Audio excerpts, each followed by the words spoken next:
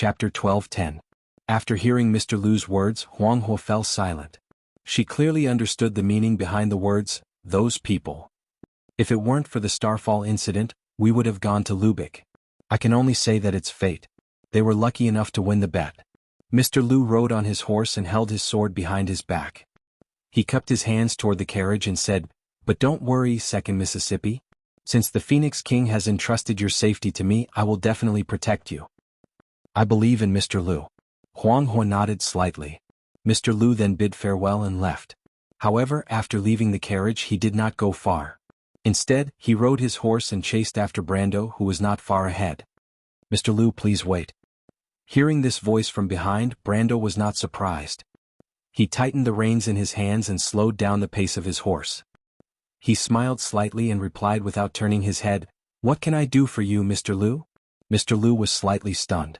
He was shocked by Brando's pure Nine Phoenix language. He did not know that Brando had the ability to listen and learn at the same time.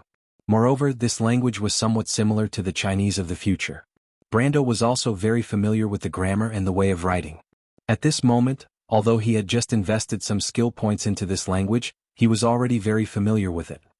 "Mr. Brando, have you lived in the Nine Phoenix before?" "Oh no. But I have a Nine Phoenix friend in Erewhon. Coincidentally, I learned the Nine Phoenix language from her," Brando replied. He was not lying. In his previous life, the only way for players in Erewhon to learn the Nine Phoenix language was through the Phoenix language. Naturally, he was no exception. However, in this life he had actually only interacted with Yak's blind fiancée a few times. "I see." Mr. Lu was enlightened. "Mr. Lu, are you here because of what happened just now?" Brando asked in return. Mr. Lu nodded with a serious expression. "That guy seems to know you. What's going on? Do you have old grudges with the Lord of Rosaline?" "That's not true." "Then I think there must be something on you that he covets. However, this old man is a little unwise. If it were me, I probably wouldn't make an enemy out of Nine Phoenix because of greed," Brando replied. Mr. Lu smiled bitterly. "Not really. To be honest, this matter may have something to do with my and the second lady's identities. It may be a little troublesome. There may be enemies in Rosaline who have already targeted us." "Enemy?" Brando was slightly surprised. He knew very little about the Nine Phoenixes, so he didn't know that the Jade Phoenix lineage of the Nine Phoenixes had enemies. Mr. Lu nodded and told him without hesitation, "Mister, you may not know this, but the Phoenix has 9 surnames including our Lu family. The Nine Phoenix branch was actually established by 9 hidden sects, representing the 9 sword sects passed down from the ancient times of the Nine Phoenix. These 9 sects are the Desert Wind sect represented by the Jade Phoenix lineage, the Steel Soul sect passed down by our Lu family followed by the Rock Dragon, Tiger Claw, Iron Heart, Pious Heart, White Raven, Shadow Hand, and the Sunset 7 sects, known as the 9 Swords of Dugu. Among these 9 swords, the Desert Wind, Iron Heart, and White Raven are the most respected. They are known as the 3 Supreme Swords. After the Battle of Broken Jade, the remaining 5 swords in the world all supported the Jade Phoenix lineage as the most respected. Therefore, the Jade Phoenix lineage is also known as the Nine Phoenix royal family. The Jade Phoenix said that all males have the surname Feng, while females have the surname Huang. There is a monarch above and a group of officials below. After the monarch, the eldest son will be the heir apparent. Among the females, one can inherit the soul of the Jade Phoenix and inherit the supreme inheritance of the Jade Phoenix lineage. She will become the guardian of the Jade Phoenix lineage, Mage Jade Phoenix. Brando didn't know much about the 9 Phoenixes, so when he heard these things that might be common knowledge to the 9 Phoenixes, he couldn't help but listen with great interest. However, when he heard this, he still reacted. "So, Miss Huang Hua?" Speaking of this, Mr. Lu nodded. "Second Miss is the most talented descendant of this generation of the Jade Phoenix lineage." Brando thought of another thing and couldn't help but ask, "I heard that she has an elder sister?" Mr. Lu was stunned for a moment and couldn't help but look at Brando. He didn't expect Brando to really know Huang Yu. He only thought that he had mentioned this when he had a long talk with Second Miss by the bonfire last night. At the mention of that amazing name, he couldn't help but sigh and said, "Indeed, Second Miss is right. She does have an elder sister called Huang Yu. Miss Huang Yu may be the most outstanding descendant in the history of the Jade Phoenix lineage and has the highest compatibility with the soul of the Jade Phoenix. Unfortunately, she went missing during the training 7 years ago. Since then there has been no news of her. It is precisely because of this reason that Second Miss has to embark on this path. Compared with her other sisters, she can be said to be the best choice left in the Jade Phoenix lineage. therefore she can't afford to lose. Can't afford to lose? This is what I want to talk to you about, Mr. Brando. In fact, the Jade Phoenix lineage in the Nine Phoenix lineage is not smooth sailing. In ancient times, the Nine Phoenix lineage got its name from the ancient Black Bird Ghost Chariot. When our country was just established, the people who led the other 8 major sword sects were actually the Ghost Chariot clan, whose totem was the ancient mythical beast called Swanee. At that time, the Iron Heart sword stream led by Ghost Chariot was the first sword of the Nine Phoenix lineage, followed by the Jade Phoenix lineage's Desert Wind swordsmanship and the Green Phoenix lineage's White Raven swordsmanship. At that time, the Nine Phoenix Kingdom had 9 swords and could be said to be the most powerful empire in the Nine Phoenix area. Unfortunately, the good times didn't last long. Mr. Brando, in the general trend of the Nine Phoenix, those who are righteous get more support while those who are unrighteous get little support. Since the Ghost Chariot lineage became more and more stubborn, cruel and muddle-headed, they were eventually overthrown by the other 8 sections. From that moment on, the Jade Phoenix lineage was jointly supported by the remaining families and ascended to the throne. Brando did not expect the Nine Phoenix to have such a history. However, human history was mostly divided and could not escape the law of history. Therefore he did not appear too surprised. However, he could hear the subtext in Mr. Lu's story. The losers would obviously not give up so easily. If the descendants of the Ghost Chariot lineage were still alive, then they were indeed the mortal enemies of the Jade Phoenix lineage. Sure enough, according to Mr. Lu's description, after the Ghost Chariot clan lost their orthodox lineage, they went from being in the light to being in the dark. These people called themselves the Night Owls. Although they could not establish themselves in the Nine Phoenix area, they went to places like the Swift Plains and established a huge underground force.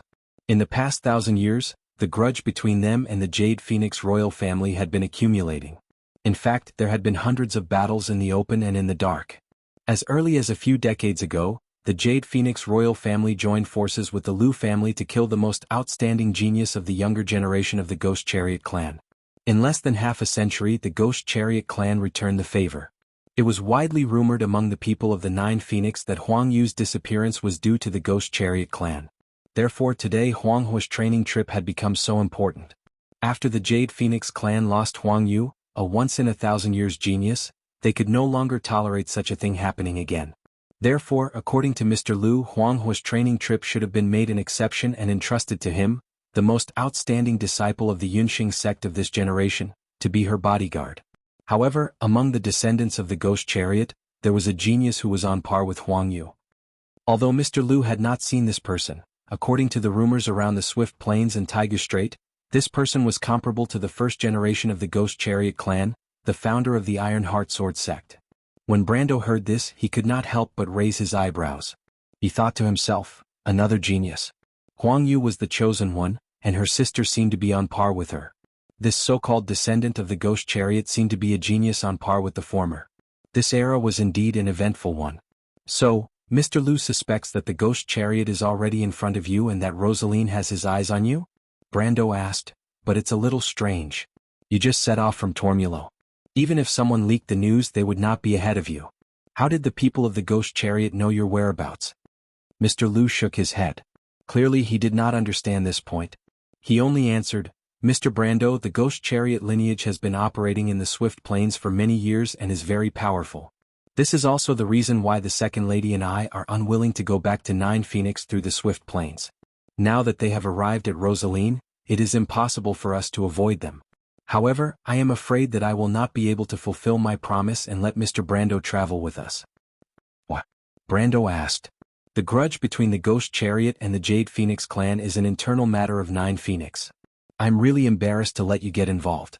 Besides, although Mr. Brando is not afraid of these clowns, it is always troublesome to be targeted by the Ghost Chariot. The Jade Phoenix clan and I have no reason to let our guests get into trouble because of our family matters. Mr. Lu answered in a manner that was neither servile nor overbearing.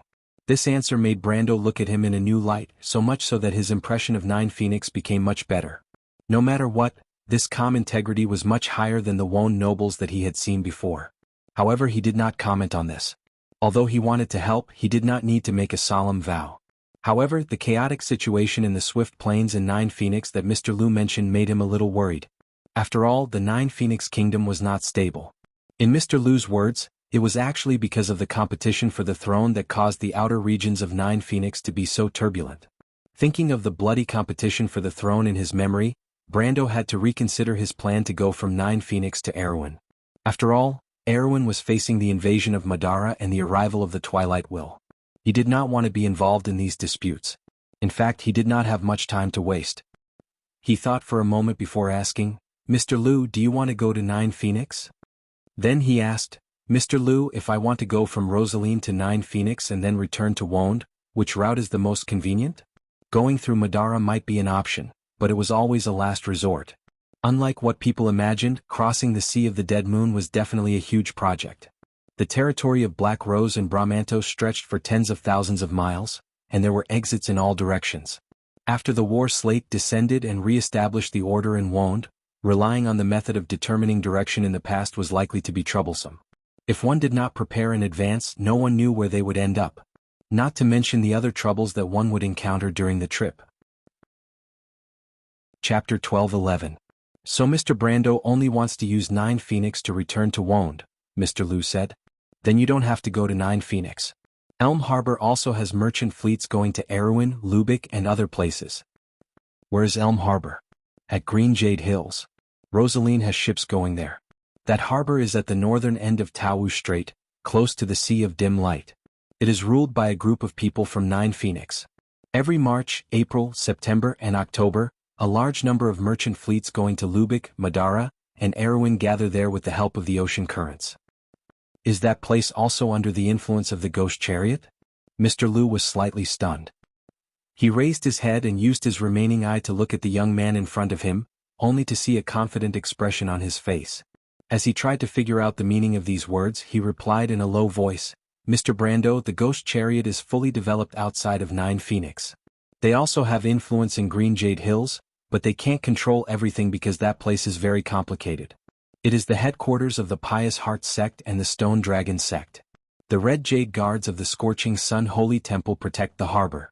The ghost chariot people only dare to move in the dark, but they should have spies everywhere in the city.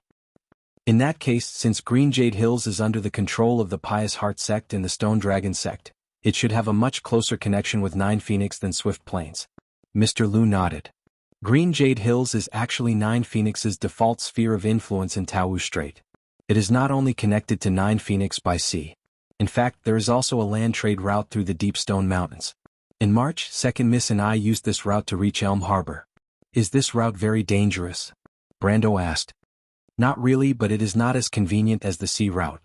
We left Nine Phoenix around the time of the Green Dragon's birthday ceremony and traveled day and night for almost a month before reaching Green Jade Hills. If we took the sea route, this journey would only take a few days. At this point, Mr. Liu seemed to have realized something. His single eye lit up slightly. He took a deep look at Brando, raised his hand and cupped his fist in greeting. "Thank you for your reminder, Mr. Brando. I was careless. Right now, it is indeed safer to return from the Green Jade Hills." Brando smiled. He waved his hand and said, "I just want to hitch a ride." "You think too much, Mr. Liu.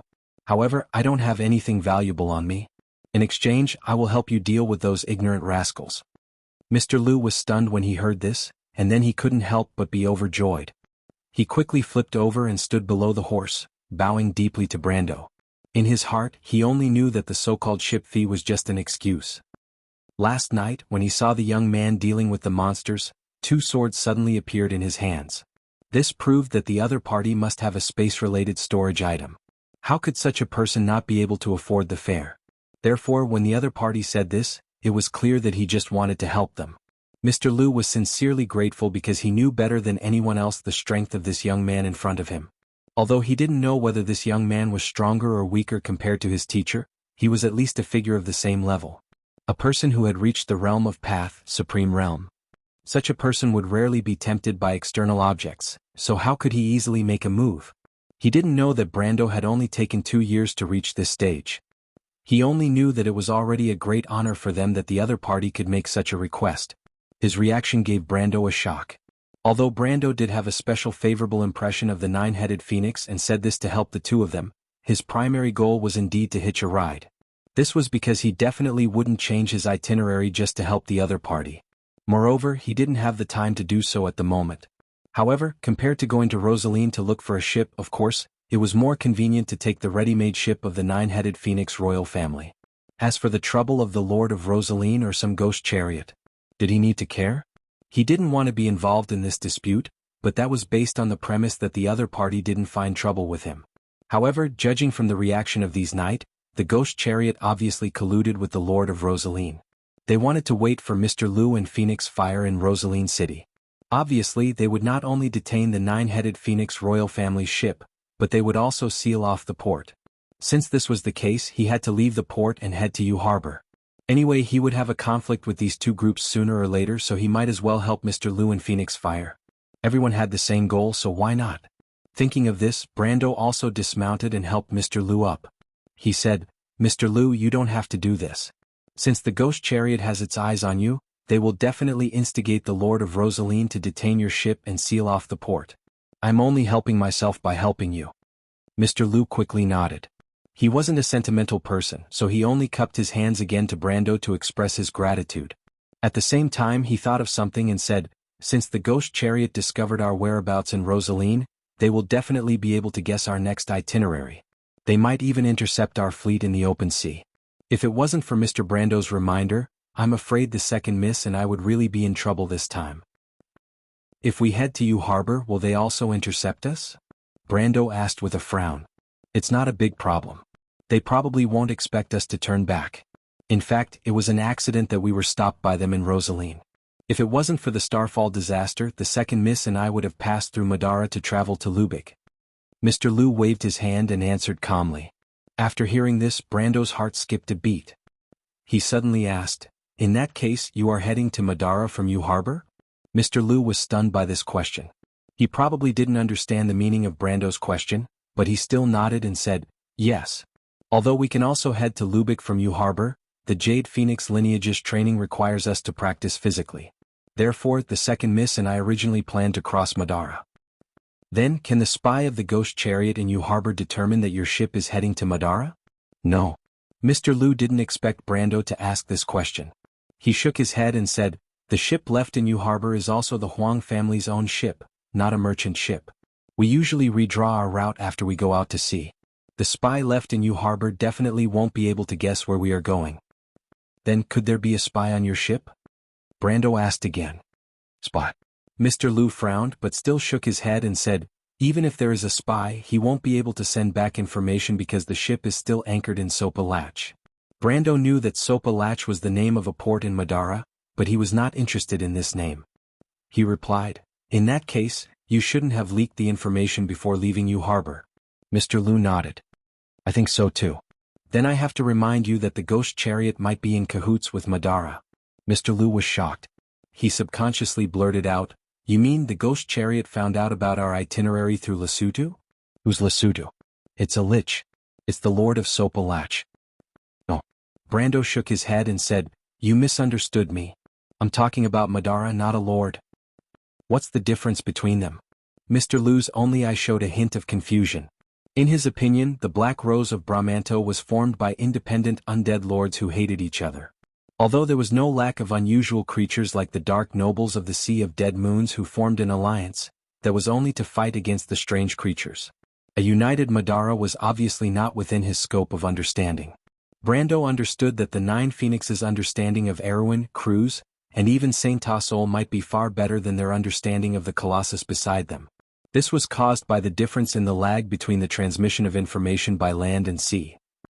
Although Erwin and other countries were further away from the Nine Phoenix, the things that happened a few months ago might be transmitted to the Nine Phoenix through the merchant fleet. However, in the vast land in the direction of Madara, there might not be anything new that could be transmitted to the Nine Phoenix even after a year and a half. Moreover, the core of the rising Madara was actually the 14 territories in the east of the Sea of Dead Moons that were adjacent to Erwin, under the leadership of the Mercury Staff. After unifying the Sea of Dead Moons in the east, the Supreme of the Dark Kingdom had enough authority to command the Dark Nobles in the south of the Sea of Dead Moons. These changes happened slowly and quickly inside Madara, but to the outside world, especially to the outside world outside of Erwin, the impact was not obvious. Therefore, it was normal that Mr. Lu did not understand that a huge empire was born on the banks of the Nine Phoenix. After all, in the course of the game, this empire also gradually began to have an impact on the Nine Phoenix after nearly half a century. At this moment, half a century ago, There were not many people in the Nine Phoenix who could be a prophet and predict what would happen decades later. However, Brando saw something strange from this incident. He replied, "You may not know, but the Mercury staff has reappeared in Madara, and now this Dark Empire is being reunited under its unification. What I mean is, the one that the Phantom Chariot is colluding with is this united Madara, the Supreme with the Mercury staff." What? Mr. Lu's expression suddenly became solemn. He clearly understood the difference between the former and the latter. He carefully recalled his trip with the second lady, and then connected it with Brando's reminder. His expression could not help but become more and more gloomy. "Mr. Brando, is what you said true?" His only eye flashed with a heavy light, and he could not help but confirm subconsciously. Chapter 12:12. Brando nodded and said, "If you are talking about the first piece of news, then according to what I know, it should be true. You should know that I am from Erewhon, and my country is being invaded by the Undead Empire. That is why I am so anxious to return to Wond." "You can think about it carefully," Brando replied. "You and Miss Huanghe planned to go to Lubeck, but you turned back halfway because of the Fallen Star disaster. Even if you leaked the news at Elm Harbor, the Phantom Chariot should not have stopped you at Rosaline. However, it turns out that not only did they correctly judge the direction you went after leaving Elm Harbor, they also knew that you changed your plan halfway. You and Miss Huanghe traveled together and no one else knew about this. The only outsiders you met along the way were me and Mr. Xin, but according to your description, they could not have sent the news to Rosaline in advance. So, the only possibility is that the undead of Madara betrayed you." Brando paused for a moment before continuing, "But the undead are independent. You passed through at least 10 territories of the undead lords along the way. How did the Phantom Chariot determine that you would go to Tormulo and arrive at Rosaline? There is only one possibility, and that is that the will of the Mercury staff reached the eastern border of Madara and colluded with the Phantom Chariot." Brando stopped here and did not continue speaking. Unlike Mr. Lu, his eyes were not limited to the 9 phoenixes. That was why when Mr. Lu told him about the secret between the Jade Phoenixes and the Ghost Chariot, he realized that Madara's undead might be behind this. There was no other reason other than the fact that Rosaline was too close to Madara, and it was too much of a coincidence. What benefits would the Supreme One with the Mercury staff gain by colluding with the traitors of the 9 phoenixes? This was hard to say. In fact, he was not too sure either. Unless the Black Rose of Bramanto was willing to stir up trouble in both the East and the West, this was the only way to explain their intentions. However, this was a little too arrogant. Mr. Lu did not know much about the War of the Black Rose in Erewhon, but he had a deeper understanding of the situation in the 9 phoenixes. His face darkened when he heard this. He could imagine how troublesome it would be if the Phantom Chariot had the support of the undead and attacked the 9 phoenixes from the Swift Plains and the Green Jade Hills. But did those people have the guts? Will Madara attack the 9 phoenixes? He could not help but ask. Brendel shook his head and did not answer. It was hard to say. After all, he did not know what that lunatic with the Mercury staff was thinking. Although Madara had always coveted the fertile lands in the south of Erewhon and Saint Tassol, their purpose in starting the war was obviously not just for that. In the future, the undead attacked the civilized world as if they wanted to destroy the entire world. If not for the fact that they were Martha's followers, the players outside of Madara would have thought that the undead had become the Twilight Dragon's pawns. Their intention to attack had obviously exceeded their desire to occupy resources and had become a purely crazy behavior. If not, Cruz, Fanzin, and Saint Tassol would not have joined forces to fight against Madara. Maybe it's not as bad as you think. Brando continued, Madara also has enemies in the west. Cruz, Erewhon, and the elves are all wary of these Inhumans. They may simply want to use the Phantom Chariot's hatred for the 9 phoenixes to do something in the Swift Plains. After all, they are starting a war in the west. They don't want to have a strong opponent behind them. Brando thought for a while, and it seemed to be the only explanation. However, he suddenly realized that his choice to help Mr. Lu and Phoenix Fire was probably the right choice. Since the enemy was afraid, it must be the weakness that they were most worried about.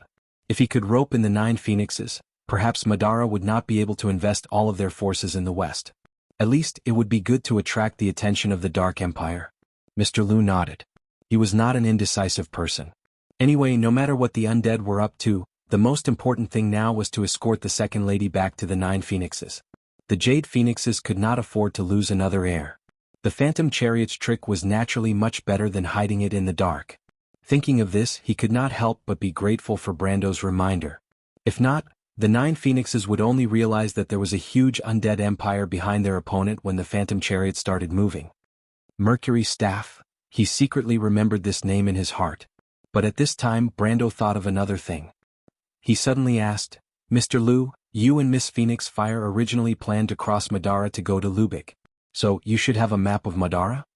Brando was slightly surprised. Crossing Madara was not an easy task. Before the Mercury staff was born, Madara was only a geographical name. This dark territory spanning tens of thousands of miles had countless undead and dark lords, each of whom ruled their own territory. Generally speaking, the Madara that Erewhon people were familiar with was actually only the east of the Sea of the Dead Moon. As for the Pine Mountain area, it was a very small part, but it was not impossible to say that this was the Black Rose of Bramanto. This was because even in the heyday of the Dark Empire, the Supreme One did not really rule the entire Madara. In fact, she only controlled the fertile land of the Empire, and only needed to control these core territories to be called the Dead Moon Empire. In the remote areas of the Empire, even the players of the Empire might not know where they extended to. Only a few people had set foot in the land that ran through the Black Forest. The Bugas might have a complete map of Madara, but they had never made it public. It was not that there were no players who crossed the entire Madara. There were players who had done this before and after the Year of the Sparks. It took nearly half a year, including the time when they got lost. Brando obviously did not have the time to do this. Of course, he knew that some people of Nine Phoenix might have a map of part of the southern territory of Madara, because Nine Phoenix had always had land caravans that went to Lubeck, the country of the desert. He just did not expect Mr. Liu and Phoenix Fire to have this idea. Mr. Liu was stunned for a moment and replied, "The royal family of Nine Phoenix has a detailed map, not only to Lubeck, but also to the southern territory of Erewhon. However, that map was drawn more than 100 years ago and we don't know if this map is accurate." Brando could not help but be overjoyed. He asked eagerly, "Do you have this map?" He was now at the peak of the Supreme Realm, only one step away from the strength of the Sage Realm. And because of his equipment and ridiculously high willpower attribute, in fact, his physical fitness was far beyond the standard of ordinary people in this realm. With his strength, if he had a precise map, he could travel day and night without rest. Perhaps it would be faster than taking a ship by sea. Unfortunately, Mr. Liu's answer disappointed him. It was because the other party had no intention of going to Erewhon, and the accuracy of the map was still questionable. So, in fact, they had only brought half of the map to Lubeck. When Brando heard this, he could not hide his disappointment. However, he also knew that this was not something he could force. After all, not everyone was like those scholars who brought a carriage full of documents and maps when they went out. He shook his head and said to Mr. Liu, "Mr. Liu, I have a presumptuous request. If it's possible, can you give me a copy of your map? If it's really inconvenient, you can lend it to me for a few hours." He thought that if this was a royal treasure and it was inconvenient to make a copy, with his current memory level, it would not be too troublesome to redraw a map in his mind with the help of the system. Fortunately, after hearing his words, Mr. Liu did not hesitate to take out the map box from his sleeve and give it to him. He also said that he could look at it for as long as he wanted and that it would not matter if he returned it after making a copy. This saved him a lot of trouble. After the haze of Madara and the Ghost Chariot conspiracy was lifted, the two of them chatted happily along the way. Mr. Liu was quite interested in the local customs of Erewhon. When he occasionally mentioned it, Brando found that the Nine Phoenix swordsman was not ignorant of Wound. On the contrary, he seemed to be quite familiar with the relationship between Erewhon, Cruz, and other empires. This made Brando a little embarrassed because in comparison he knew nothing about the Nine Phoenix. In fact, it was not just him. In The Amber Sword, for almost all players, the Nine Phoenix was a mysterious country. First of all, not many people were willing to take a ship for a few months to go to a foreign country and adventure. Second, the merchant fleet of the Nine Phoenix was not always there. As Mr. Liu said, they usually appeared more often in March to April and September to October. At other times, it was rare to see the merchants of the Nine Phoenix anywhere in Wound. However, contrary to Brando, Mr. Liu was amazed by Brando's linguistic talent. According to him, Brando was as if he had lived in the Nine Phoenix for decades and was very proficient in many of the language habits of the Nine Phoenix. As for Brando himself, he thought to himself, "Haven't I lived in the Nine Phoenix for decades?" P.S. Some people say that the plot has been a little slow recently. In fact, it's mainly because I'm thinking about the future plot, so I don't dare to write too fast. Plus, after the end of a plot, the following plot needs some description and foreshadowing, so I've slowed down the plot for the time being. In addition, some people have asked about the 9 Swords of Solitude.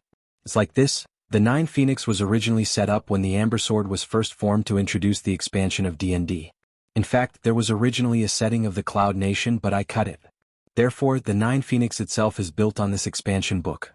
There are a series of sects like the Desert Raven. Of course, there will also be things like the Sword of the Sage and the Army Sword. However, in the end, it is to serve the novel, so the setting may be different from the expansion book. In short, this book will prevail. Chapter 12-13. To the 9 Phoenix, the Green Jade Hills and the Swift Plains were only the periphery. However, to the Green Jade Hills and the Swift Plains, the Rosaline on the other side of the Taiga Strait was also only the periphery. The establishment of the Rosaline family could be traced back to the Long Cotton War of the Swift Plains. A group of war refugees escaped the Taiga Strait by boat and landed on the barren land east of the Sea of the Dead Moon. They built a settlement there and prospered. After the war ended, some of the first batch of people returned home and brought back information from the other side of the strait to the Swift Plains. Then the two sides of the strait had simple trade relations. However, due to the lack of land, these relations had always been the embellishment of the Golden Sea route. The second development of the Rosaline family came from the defeat of the Rosaline family in the Swift Plains. The defeat in the war forced the previous Rosaline leader to lead the remnants of his army across the Taiga Strait to preserve themselves. The natives of the Rosaline family could not resist, or rather they did not resist, these destitute knights from the other side of the strait. They stayed there for centuries. The Rosaline family built a permanent castle and used their meager production to maintain their rule over the land. The castle of the Rosaline family was built abruptly on a promontory, overlooking the messy towns on the beach below. Because they had to resist the invasion of the spirits of the dead in the past few centuries, the city was surrounded by walls and tall sentry towers, making it look somewhat like a military fortress. The carriages followed the main road to the city gate. Only then did a head poke out from the city wall. That person saw the knight below and hurriedly gestured to the sentry towers on both sides. The soldiers in the towers pushed the winch and the city gate was raised. After entering the city, the tense nerves of Rosaline's knights immediately relaxed. They had already filled their pockets to the brim. At that moment, they all dismounted from their horses and greeted their familiar colleagues at the sentry posts on both sides of the city gate fortress. They began to joke with each other. Kassav turned his horse around and passed through his subordinates. He came to the side of Brando and Mr. Liu, who were riding side by side. He glanced at the two of them and said to Naxin, who was not far away, "Rosaline is currently under martial law. You know the rules and don't cause any trouble. The merchant fleet from Swift Plains just left. There should still be empty rooms in Storm Shadow." Naxin hurriedly agreed. Unlike Brando and Mr. Liu, he did not dare to offend the Lord of Rosaline's territory. These knights represented the authority of the Lord of Rosaline, and they were not people that a smuggler like him could challenge. After the knight left, the leader of the caravan, or perhaps the leader of the smugglers, became gloomy. He spat and ordered his men to search for those who had escaped the night before to see if they had made it back to Rosaline. The scavengers had their own rules and they couldn't be violated easily. Brando watched the mixed-blood Rosaline give orders. After dismissing everyone, he came to his side and said to him in a fawning manner, "Sir, I think that Kassav is up to no good." He pretended not to know. Mr. Liu also looked at Naxin. Since he had reached an agreement with Brando, he did not interrupt. He sat quietly on his saddle and held his reins, watching the two negotiate. "Sir, I'm afraid that Kassav has recognized Mr. Liu and Miss Huanghua. I think he is up to no good," Naxin whispered to Brando. "Oh, why do you say that? He was a little strange at the Qiuzong's river. If it were in the past, he would have demanded an exorbitant price when he saw so many black crystals. However, after he asked about Mr. Liu and Miss Huanghua's identities, he was obviously distracted. A few of his subordinates secretly talked to him about taking advantage of us, but they were chased away by him. A few of my subordinates happened to hear their argument. I don't think that Kassav is that righteous. Also," he licked his dry lips and continued, "he actually had the heart to remind us that if we were to exchange our lives, it would have nothing to do with these knights. If you ask me, I think he's hoping that we'll run out of luck sooner. I think the main point of his words was the last sentence. He reminded us that there was still an empty room in Storm Shadow. I think those words were meant for you and Mr. Liu." "What is Storm Shadow?" "It's an inn in Rosaline City." "You mean he wants us to stay there?" Brando looked at the smuggler with interest. He didn't care why the smuggler was showing him kindness, but he did need someone like that right now. As for whether or not the smuggler was reliable, it didn't matter. Na Xian hurriedly nodded. His skin was dark and there were deep wrinkles on his forehead. He didn't look like a merchant, but more like a sailor who lived by the sea all year round. Unlike the typical desperados and gamblers, his character was somewhat like those who made a living at sea. There was no lack of risk in him. He had made a living in the underworld for decades. Although he had saved a lot of money, his deepest wish was to return to the Nine Phoenix. When Huang Hua and Mr. Lu appeared, he vaguely realized that this opportunity might have appeared. It was a pity that he didn't find this opportunity along the way. However, after Brando woke up, the Knight of Rosaline finally presented this opportunity to him. Therefore, when Brando asked him to share half of the profits of the caravan with the Knight of Rosaline, although he was reluctant, he was actually more excited. He knew that such a high and mighty person would definitely disdain taking advantage of a small character like him. As long as he behaved more respectfully, he would definitely be able to obtain that opportunity for himself. Now this opportunity was almost right in front of him. Brando shook his head. A crystal the size of a thumb appeared in his hand, and he threw it forward. Na Xian, I need you to do something for me. Na Xian hurriedly caught the crystal. A flame-patterned red crystal. He sucked in a breath of cold air, almost loosening his grip on the priceless item and dropping it to the ground. He hurriedly clenched his fist and carefully covered the item in his palm. This was a magic crystal of the highest grade. There was no magic crystal of this grade in Rosaline. Just this one was worth half a carriage's worth of black crystals. However, this magic crystal was a little troublesome. As a cleaner, he obviously knew that there was no such thing as a free lunch in this world. He couldn't help but raise his head to look at the young man in front of him, wanting to see what mission he was going to assign him. Unexpectedly, Brando said, "Don't misunderstand, that crystal is just a compensation for you. What I want you to do is not difficult. Help me find a few people, including the little fairy I mentioned to you last night and two of my pets, a talking white cat or white fox. They are all very strange and shouldn't be seen so often around here. If they appear in Rosaline, there should be news." Brando knew that White Mist could take many forms, but she still liked to take the form of a white cat and white fox. Therefore, he simply described both forms to Na Xian in case he missed any information. Na Xian was a little stunned. He thought to himself, is this young man not worried about the threat of the Lord of Rosaline at all? He didn't know Brando's true strength as well as Mr. Lu, or rather, he didn't know much about the level of strength above the celestial realm. The leader of the guards of the Lord of Rosaline had a strong reputation among the desperados. Therefore, even though he had seen Brando kill hundreds of monsters with a single sword, he still didn't think that this young man was a match for the Lord of Rosaline. After all, there was an age gap. Even if this young man had been practicing swordsmanship since he was born, the leader of the guards of the Lord of Rosaline would not have wasted his years. Na Xian wanted to remind Brando, but unfortunately, Brando didn't give him the chance. He waved his hand and gestured for Na Xian to quickly carry out his orders. What he was interested in was the smuggler's power and connections. Since the smuggler could search for his men who escaped last night in Rosaline, he would definitely be able to find out about Loot and White Mist, if the latter had indeed appeared here.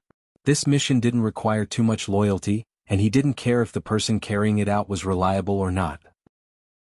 He generously gave out a flame-patterned red crystal to compensate for Na Xian's loss, but more importantly, he acknowledged Na Xian's previous attitude and told him that he had the ability to provide him with what he wanted. However, Brando had obviously underestimated the ambition of this smuggler. Na Xian couldn't help but feel a little disappointed when he saw that Brando didn't care. He didn't hesitate to give away half a cart of black crystals just to make money. Of course, he didn't care what trouble Brando and Mr. Lu would encounter. He was only worried that if they couldn't deal with the threat of the Lord of Rosaline, then his opportunity to go to Nine Phoenix would be ruined. However, he also understood that his words wouldn't have much effect here, so he could only nod and step aside. At this moment, Mr. Lu suddenly said, "Your name is Na Xian, right? You want to go back to Nine Phoenix?" When Na Xian heard this, he couldn't help but tremble. He didn't just want to go back to Nine Phoenix. In fact, there wasn't a single refugee from Nine Phoenix who didn't want to go back to Nine Phoenix. Nine Phoenix was a rich and prosperous country. Those who lived outside of Nine Phoenix couldn't even imagine that world.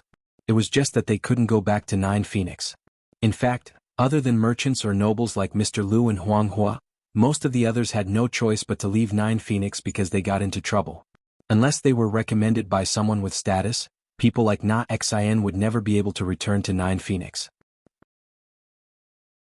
Chapter 12:14. This had nothing to do with how much wealth he had amassed in the underworld. This wasn't about how much wealth he had. Furthermore, the wealth and prosperity of the 9 Phoenixes was not something he could compare to.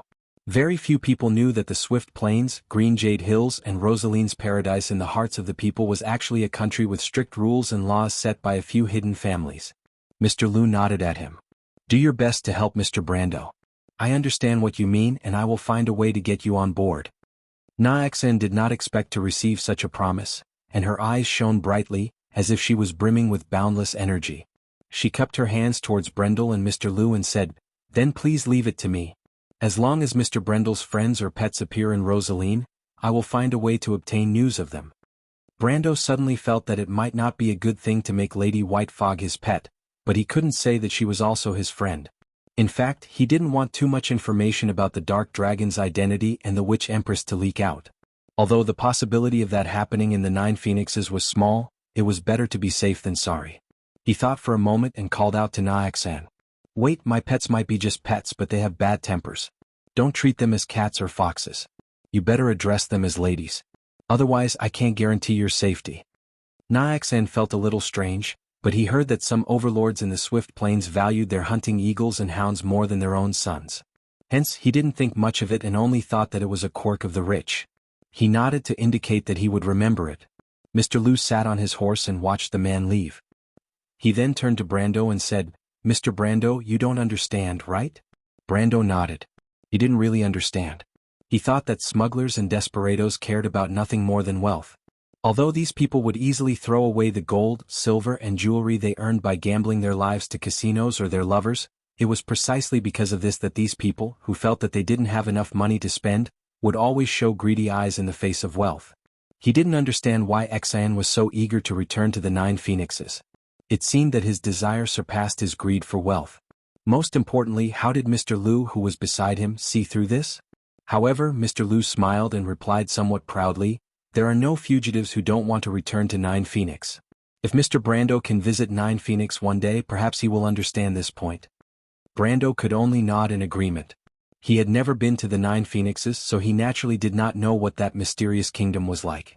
In retrospect, it seemed that Erwin was also tight-lipped about her homeland in the Amber Sword.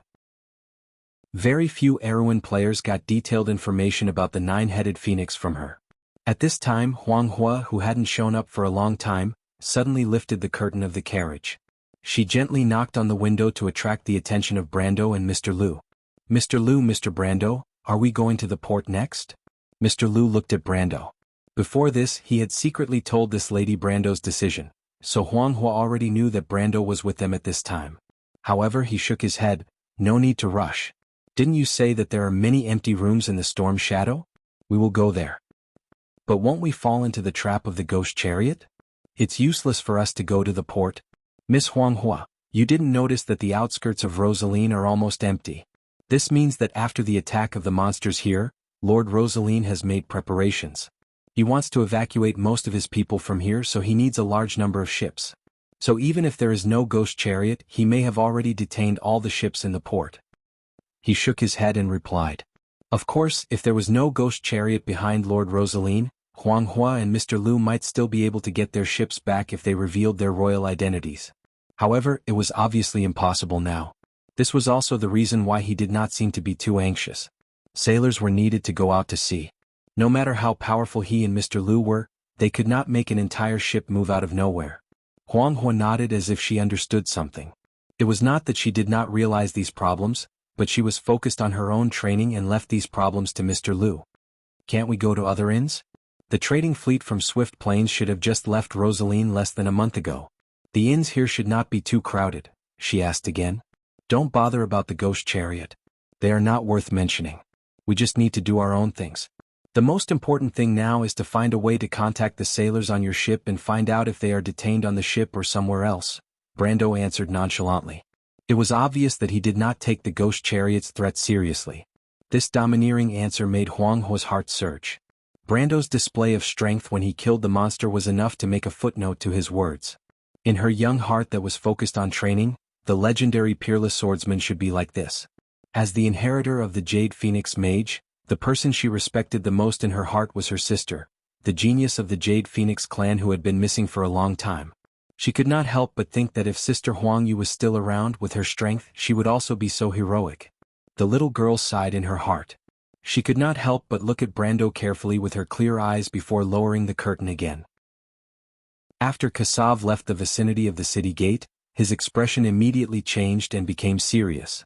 He called for a few of his subordinates who were preparing to sell the black crystal he had just obtained. He brought these unwilling fellows with him and rode on the wingless dragon, heading straight for the Rosaline family's castle outside of Rosaline City. He ignored the complaints of his subordinates and went out of the city with ease. He followed the small path by the coastal forest and saw the lonely castle standing on the edge of the promontory in the distance. He rushed over the drawbridge and knocked on the castle gate with his sheathed longsword. The curses of the walking knight on duty at the top of the castle could be heard, and then the castle gate slowly opened. He did not even look at the guy who was cursing as he walked down the stairs. He barged his way to the inner courtyard of the castle and dismounted from his horse. He pushed open the door of the castle hall and gave the guards who were gathered to gamble a fright. The subordinates that Kasav brought along could not help but look at each other, thinking that their boss had gone crazy. Could it be that he had been frightened by the attack of the monsters 2 nights ago and lost his mind? Only then did they remember that the captain of the night seemed a little abnormal since this morning. The guards who were gathered to gamble thought that the captain of the night was about to mutiny. They were so frightened that they stood up and scrambled to find their weapons. However, a tall and thin middle-aged man in the hall stopped them. He looked up at Kasav and said, "Kasav, what are you doing?"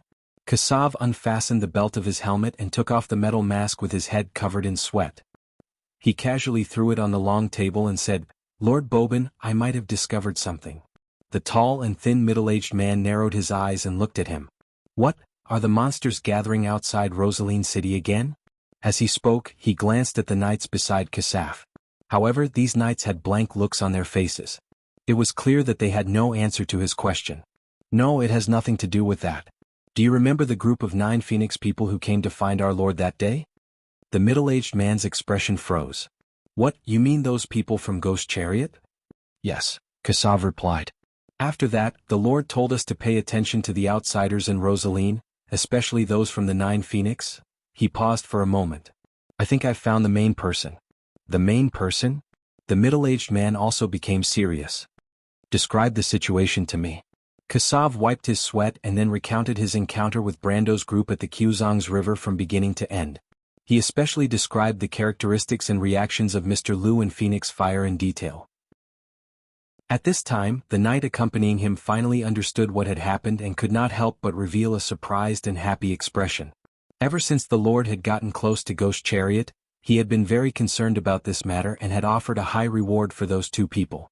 Moreover, they knew that if Rosaline wanted to return to the Swift Plains, he would have to rely on Ghost Chariot's power. Otherwise, no one could say for sure what would happen to them once they returned to the Swift Plains. Although people rarely mentioned it in the past few decades, the descendants of the knight who had followed the previous lord of the Rosaline family knew in their hearts why they had to cross the Tawu Strait to this barren place. These knights finally realized how wise and mighty their captain was and could not help but nod in agreement. In fact, this was the reason Kasav had brought them here. Although these idiots under him could not be of much use, they could at least prove his words. Otherwise, Mr. Bobin might have asked him to return to Storm Shadow to investigate. He was subconsciously afraid of that young man and did not want to face him alone if it was not necessary. Indeed, after listening to these people's statements, the captain of Rosaline's guards finally nodded. He looked at Kasav and called out his name. "Kasav." Kasav was secretly delighted.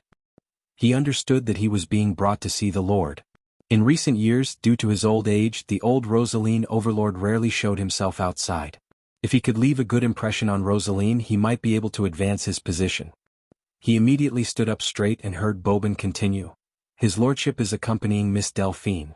Miss Delphine's body hasn't fully recovered, so it's not suitable for her to see too many people, so there's no need for the others to come. Just follow me."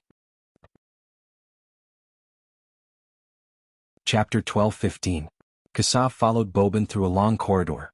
After passing through an arched door, the bright light from outside filled his vision, causing him to squint slightly. Only then did he clearly see a small courtyard in front of him. The courtyard was surrounded by winding corridors and was located in the center of the castle. Above them was the clear blue sky. Perhaps it was because they had walked for a long time in the dark, but the blue was somewhat dazzling. Inside the courtyard was an exquisite garden.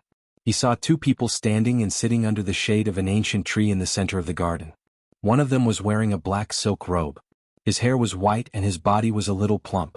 A thick gold necklace hung from his neck that had several layers of skin folded over it, and on the pendant was a startling emerald.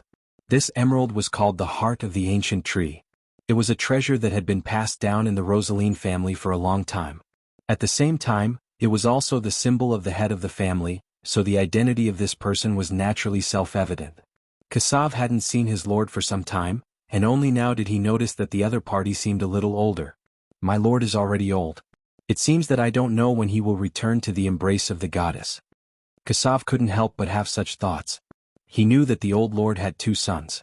The eldest was deeply trusted by him, but he didn't get along with Bobin. After all, Bobin was the swordsmanship teacher of the second son.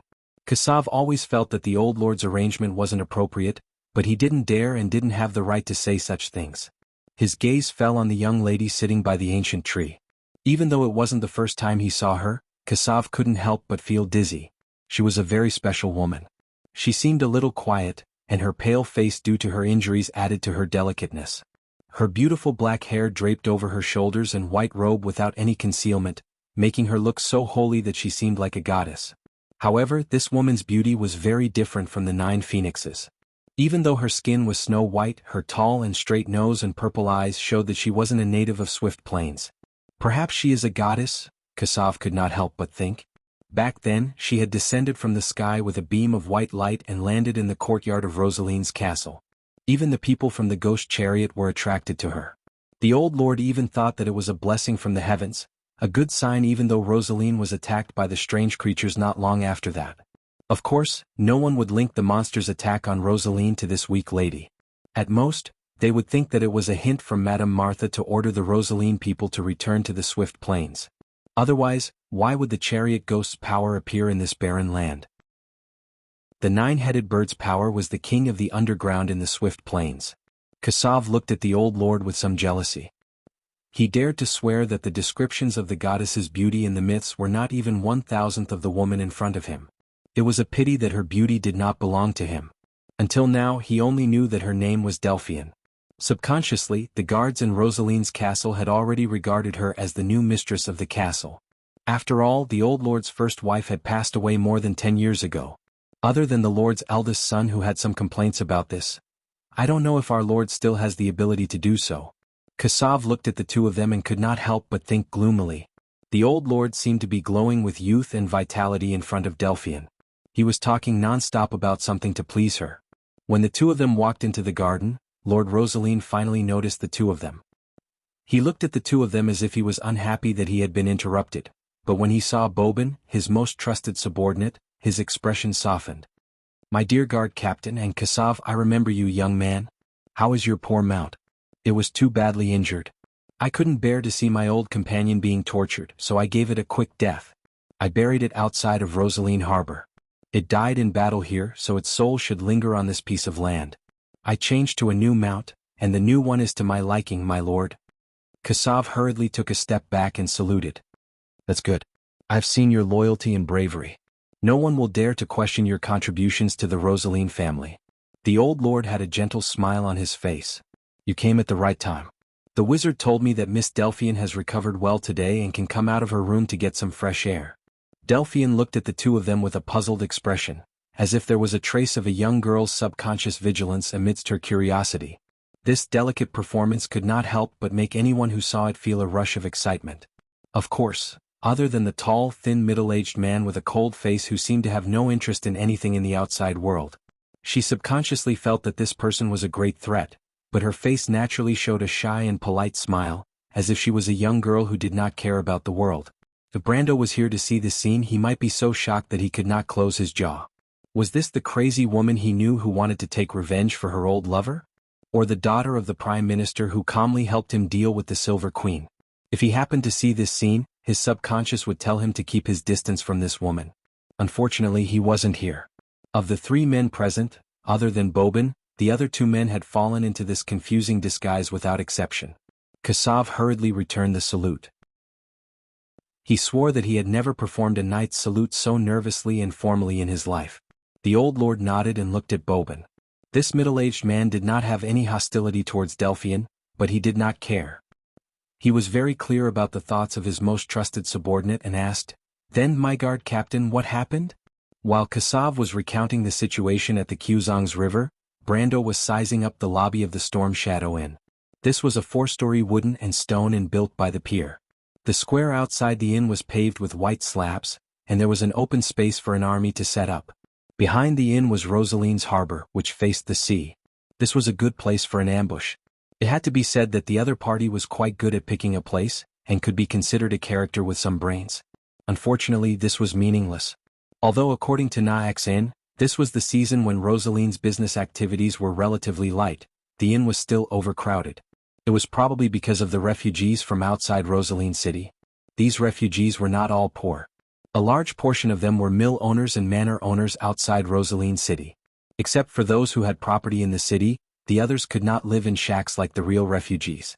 Brando turned around and reminded Huang Hua to be careful when following him. In places like the inn and bar, where information was well informed and where good people mixed together, it was easy for trouble to occur. Although Huang Hua was only 10 years old, she was already a beauty. Who knew if someone would touch her and cause trouble? Of course, he was not worried about Huang Hua. After all, he knew that this little girl was already a swordsman in the celestial realm. He just did not want to tear down the inn because of this. Fortunately, it was not Huang Hua's first time in such a place. She behaved appropriately and followed behind him step by step. It seemed that her experience with Mr. Liu had not been in vain. However, the appearance of the two still caused a commotion. Brando's appearance was out of the ordinary here. In the swift plains, perhaps the cruise people and the wind elves of Saint Tossol were not rare, because there were always waterways and trade routes in the Sea of Dim Light. However, in the vicinity of Rosaline, even the spirits of the dead from Madara had Asian faces. It was rare to see a person from Wonde.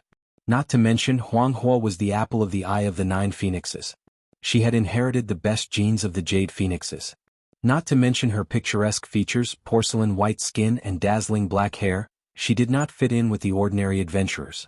Although she had listened to Brando's suggestion and put on a traveler's costume in a low-key manner, she was still as conspicuous as a lamp in the dark among this group of dirty sailors, mercenaries, and adventurers. Feeling the strange gazes around her, Huang Hua seemed to be a little nervous. She could not help but quicken her pace and whisper, "Brother?" This was the identity that they had agreed on. After all, even Mr. Liu did not dare to let Brando pretend to be Huang Hua's bodyguard.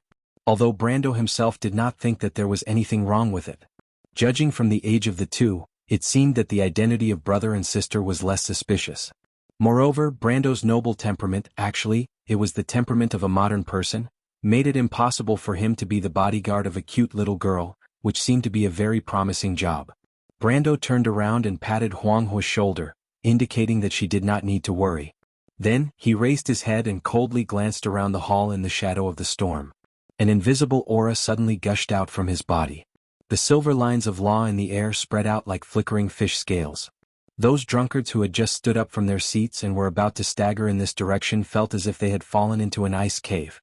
It was as if a basin of ice water had been poured over them from head to toe, and they fell back to their seats. In an instant, the noisy hall of the inn became silent. Chapter 12:16. So strong, Huang Hua's eyes sparkled. She could not help but clench her fists and secretly tighten her grip on her sword. The hall of the Storm Shadow Inn was very long and narrow. The entrance was the highest, and the stairs leading to the second floor were in the corner. She could clearly see a few Rosaline knights looking in their direction, but they were actually forced to take a few steps back by Brando's aura alone. She knew very well that although the strength of Rosaline was not ranked high in the Swift Plains, his knights were often very strong because of their constant battles with the dead, monsters, and scavengers. Although most of them were at the peak of silver, there was no lack of gold. For example, the people in the inn at this moment were at least at the lower gold level. It was easy for her to deal with these knights, but it was a little unbelievable that they would be frightened to such an extent just by looking at them. Moreover, in Brando's attack she could faintly feel a trace of Tao. Skill was close to Tao. This was the lifelong pursuit of a swordsman. It was just that it was easy to enter the celestial realm, and in the entire 9 Phoenix, there were only a few great grandmasters who could achieve the ultimate sword. Brando did not know what the little girl behind him was thinking at this moment. Otherwise, he would have been amazed by her talent. To be able to feel his territory at the level of elemental awakening, this was not something that could be described by ordinary comprehension. He did not just release his aura earlier, otherwise, it would only be in his imagination to force the enemy to retreat with just his aura or the legendary murderous aura. He was actually experimenting with his ultimate territory. This was the power of the ultimate planes. After his strength crossed over to the peak of the law, the elemental power had once again strengthened his various professional abilities and his own talents. Among them, the Frost Soil Guard's cold wind had obtained a part of the law of space, which increased the range of this skill by nearly 3 times when it exploded. If not for this, he would not have been able to kill all the monsters in one blow without activating Sinna's ability. However, this was not the key point. The key point was that almost all of the Frost Soil Guard skills after he reached the peak of the law, under the premise of the space-time element, almost all of these skills had the additional attribute of being undodgeable, and he could shape the skill's range at will. This attribute was exactly the same as the second enhancement of the space element in the Amber Sword, but the space element did not have the undodgeable nature of the time element in the first enhancement. The strength of the power of existence was undoubtedly revealed. As for the Templar Knight's conflicting aura, he obtained a certain chance of completely ignoring damage. At first, this chance was only 3%, but now that his power had steadily increased to the late stage of the Lamita realm, this chance had increased to more than 10%. He had experimented with this ability when he used the elemental barrier to enter the spatial rift. It could be said that if it wasn't for this ability, he might have been more seriously injured when he came out of the spatial rift. Back then, when he was fighting Dusk's Will in close combat, this ability had also helped him a lot. As for his other skills, they had more or less received some buffs from the law of space, increasing their range of effect and casting range. Compared to the obvious changes in Conflict Halo and Frost Earthguard, they were much weaker and not even worth mentioning. But this was only after he had stepped into the peak of the law of space. In fact, after the elemental barrier passed through the elemental storm, he had stepped into the late stage of the Lamita realm. This kind of growth in power had finally allowed him to finally have his own extreme plane after fighting so many Lamita opponents in this life. Of course, although during the battle with Rusta he had briefly touched the ceiling of this level with the help of the flaming blade, but at that time, Odorfice had only increased his attack level by 1 level. The attack of the Lamita realm and the possession of the extreme plane were 2 completely different concepts. If it weren't for his elemental level being too high, he wouldn't have been able to use Odorfice alone to suppress or even tie with a true Lamita master. Only with his own extreme plane could it be said that he had his own law and domain. This was the ticket to the Holy Throne. The players in the future could use the War Slate Quest, to directly leap into the realm of perfect bodies, but the prerequisite was that they had to at least be a Lamiter. Brando was actually a little hesitant about whether he should use the War Slate. He already had to start the Slate quest like in his previous life and then leap into the realm of perfect bodies. If he did so, then this would be the easiest path to godhood. He was certain that with the advent of the Twilight Will, and under the dual influence of the surging magic tide and the anomaly of the Sea of Magic, there would be a large number of existences who originally stood at the top of the pyramid of this world who would once again feel the aura above the law of Tiamat and step into the realm of the sage in one step. But at least for the next 10 years, no one would be able to surpass the Holy Realm. In the end, even the Bugas had to use the slate to simulate the highest authority of Tiamat and obtain the power of the Holy Throne. So if he chose this path now, then he would easily be 1 step ahead of everyone else. Whether they were the wizards above the clouds or the brave silver elves who were good at fighting, he would be the first among the mortals to have a perfect body. At that time, perhaps only a few dragons would be qualified to be on equal footing with him. And with such strength and status he could do more things. Whether it was Erwin, Cruz or Saint Tassol, they had to reconsider his right to speak as the Lord of Abes and the meaning of the existence of Valhalla. Only then would he be qualified to challenge the Twilight Dragon and save the Roman. But he was also very clear about the limits of this. The War Slate could not simulate the power of a real god. Just like in the game, he would be stuck at the level of Silver Body. The players spent countless time and energy to find the secret of the power of existence to make up for this flaw. Now that he already had the power of existence, but if he had to repeat the same mistake it would be a bit too much. Since he woke up, he had been thinking about this question in his heart.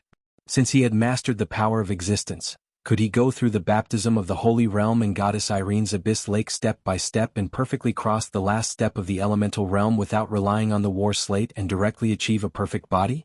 If this was the case, he might be able to take the last step and master the true mystery of the power of existence. In fact, after he saw the rows of mysterious constructs in the law of Tiamat, he had been doubting the true secret of the existence of this world. What was Wand? Why did he cross over to this world? Was this Martha's wish? Or was it a coincidence? He had a faint premonition that perhaps when he took the last step, all the secrets would be answered. But the only problem was time. Whether he could do it or not, all of this was just his own guess. In his previous life, other than the dragons with golden blood who could achieve a perfect golden body, even the Bugis people could only be overshadowed by the ultimate mystery of the universe. He was just a black iron person, a player who had never understood the secrets behind this world. How could he be so confident that he could do this? Besides, would the Twilight Dragon give him the time? Brando could not give his own answer. But this did not mean that he was doing nothing. In fact, from the moment he left the spatial rift, he already had a plan in mind. No matter what, he had to take one step at a time. When he was really at the end of the road, it would not be too late to consider the war slate. With his familiarity with the Amber Sword, it would not take too long to start the war slate mission. After all, the most important thing to start the war slate mission was to find a suitable war slate, which was no longer a problem for him. With this in mind, he had been studying his power of Supreme early in the morning. He was willing to stop and accompany Mr. Liu and Huang Hua to Rosaline because he had been repeatedly experimenting with his new power. This power belonged to him, the extreme planes.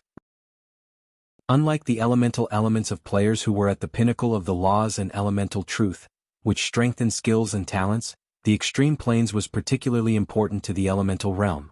When a supreme powerhouse unfolded the extreme planes, they did not need to deliberately use their elemental power. Every time they used a skill or attack, the elemental power was everywhere. This was because the extreme planes was originally a simple world that belonged to the owner. In this world, as long as the owner's laws were met, then he could let his skills show their proper nature in this world. Just like when Grey Sword Saint Mephistopheles unfolded his Grey Realm, every attack of his carried the basic nature of the law of fantasy, which was difficult to guard against. Its restrictions on attack only existed within the limits of imagination. Not to mention that after ordinary people were pulled into the extreme planes, they would be attacked by all the laws of this world. And Brando found that his extreme planes was even more terrifying. Space and time. When he attacked in his Lamita realm, these two no longer had the same meaning. In other words, he had lost the ability to hit. As long as he wished, his attacks would definitely hit. Of course, the enemy could weaken the effects of his attacks in the sense of the laws, or even avoid damage. But no matter what, hitting was the prerequisite. He would definitely hit no matter where he was, no matter when he was. This ability was powerful beyond imagination, and it was only the first ability he displayed in the extreme planes. The nature of the laws displayed in the extreme planes was not related to the owner's strength in the Lamita realm, but to his understanding of the order of the Lamita realm. Therefore, although Brando was already at the pinnacle of the Lamita realm, he was still a novice in this domain, which was why he only had this one ability. But just before that, he discovered a new ability of his. That was the control of space. He did not fully unfold the extreme planes in the hall. Instead, he projected the laws of the extreme planes into the prime material plane. In fact, even his teacher Grey Sword Saint Mephistopheles could not do this, because this was an ability exclusive to the pinnacle of the Lamita realm. But when he began to project, he found that he had a kind of control over the space of the entire Storm Shadow Inn. This feeling gave him the illusion that he was in control of everything. This ability was somewhat similar to his space elemental power, but it was much more powerful. When he used his space elemental power, he had to spend a lot of order points to move some objects. But just a moment ago, he had only used a glance to suppress everyone in the hall. That was not an aura but a law. Brando was suddenly excited. He seemed to have found a way. Chapter 12:17. But at this moment, Brando suddenly frowned and put away the extreme plane. The hall in the shadow of the storm was eerily quiet for a while. One could almost hear a pin drop. The drunkards who were about to take advantage of Enlatte were pressed back to their seats by an invisible force. They looked at each other and their groggy minds could not figure out what was going on. Near the counter, a few adventurers who were about to check out and leave couldn't help but stand still. When a long-eared elf saw Brando's lines of law sweeping across the entire hall like a silver ocean, he could not help but open his mouth wide. The longbow in his hand fell to the floor with a clang. Then he hurriedly picked up the bow with a blushing face. In the corner of the hall, a figure also stopped in his tracks. Brando's eyes narrowed slightly. He had noticed the back of the figure earlier because he always felt that the figure looked familiar, as if he had seen this person somewhere before. However, he was not familiar with Nine Phoenix. Even in the game he did not know any NPCs except for Huang Yu. Of course, the latter had never left Erewhon before. Moreover, the figure was obviously a man. The first thing Brando thought of was the Rosaline knight he met in the morning, or one of Xian's men. However, he immediately dismissed this idea because he felt that his memory had not deteriorated to the point where he could not remember the person he met less than half an hour ago. It's him? A flash of lightning flashed in his mind, and he finally remembered where he had seen this person. Why is this guy here? Huang Hua seemed to have sensed something. He raised his head and looked at Enlate with his black and white eyes. You stay here? Brando's lips moved slightly and he whispered. Huang Hua subconsciously looked at the hall. At this moment, although Brando had put away the extreme plane, it had only been a second or two. The aftershock from a moment ago still lingered in the hall. The others in the hall were still in a state of shock. Some were like puppets and some were getting up from the state of falling.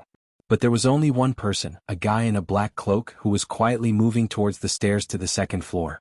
Although the man didn't look back, he seemed to have felt Huang Hua's gaze. His body trembled slightly, and he suddenly rushed to the stairs on the second floor. But how could Brando let him escape? He didn't expect to meet him in such a place at this time. But no matter how he looked at it, this was good news. He moved slightly and suddenly disappeared from everyone's vision.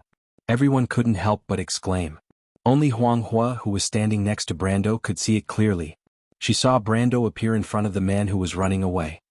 He did not do anything, but silver lines of law intertwined in front of him, forming a shining silver wall. The man didn't have time to react at all. He slammed into the silver wall with a bang. He let out a blood-curdling scream, broke a dozen handrails and rolled down the stairs. Only then did the customers in the hall realize that someone actually dared to make a move in the shadow of the storm. What was surprising was that the first thing these people thought of was not to scream and run out of the hotel, but to turn their gazes back excitedly. The few inns in Rosaline were the private property of the Lord. This was going to be fun. But only a few people were quick-witted and began to realize a problem. The young man was a powerhouse, a true powerhouse from the Swift Plains. Based on their limited knowledge, only the Swift Plains had such a powerful person. In Rosaline's eyes, the person at the top of the pyramid was their Lord's Guard captain, who was somewhat unreasonable. Is this also a space? Huang Hua muttered to herself, her clear black and white eyes slightly brightening. Brendel did not care about what the others thought of him. He slowly walked down the stairs, feeling a little smug in his heart. He did not think that there would be a day when he could look down on this person from a higher position. He looked at the mysterious man who was still lying on the wooden floor of the inn. The man looked like he wanted to wrap himself in a cloak. He could not help but smile. The man seemed to be seriously injured and had yet to recover his breath. But Brendel did not believe that the other party would be so weak. He was very clear about the severity of his attack. He had only used the law of space to seal a wall. It would be ridiculous if the other party could knock him half to death. Sir, I know that you are fine. Why don't you come up and meet an old friend? Brando asked. Ever since the battle with the Dusk Will, it was the first time he felt so relaxed. It was as if he had vented his anger. Huang Hua looked over in confusion. She could vaguely tell that the man seemed to be Mr. Brando's enemy. But what was strange was that she clearly remembered that Mr. Brando had said that he was on Erewhon's side. Erewhon was thousands of miles away from the Nine Phoenix. How could he have an enemy in Rosaline? She thought about it for a moment and then she understood. The mysterious man lying on the floor was still motionless.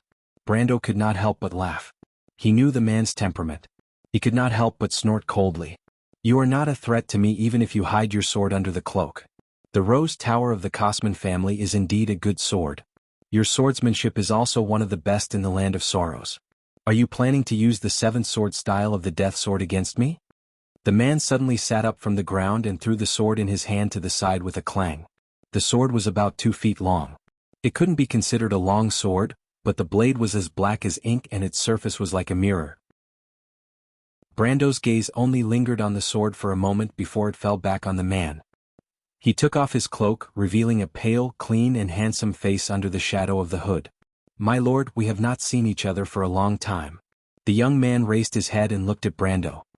He smiled at him, revealing a mouthful of snow-white teeth. Brando looked at him silently. He was familiar with this face.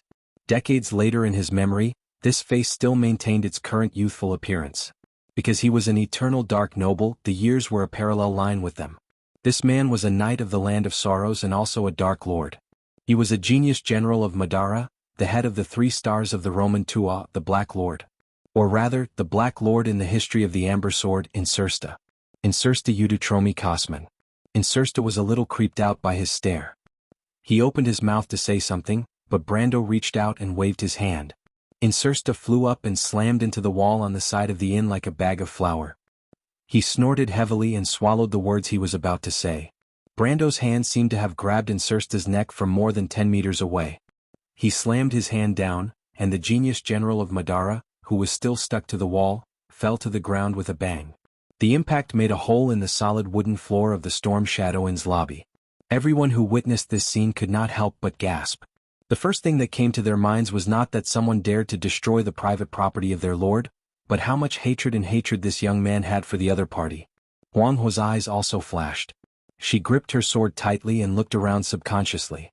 She was not unfamiliar with places like the inn, but Mr. Liu rarely took her to places with many people for too long.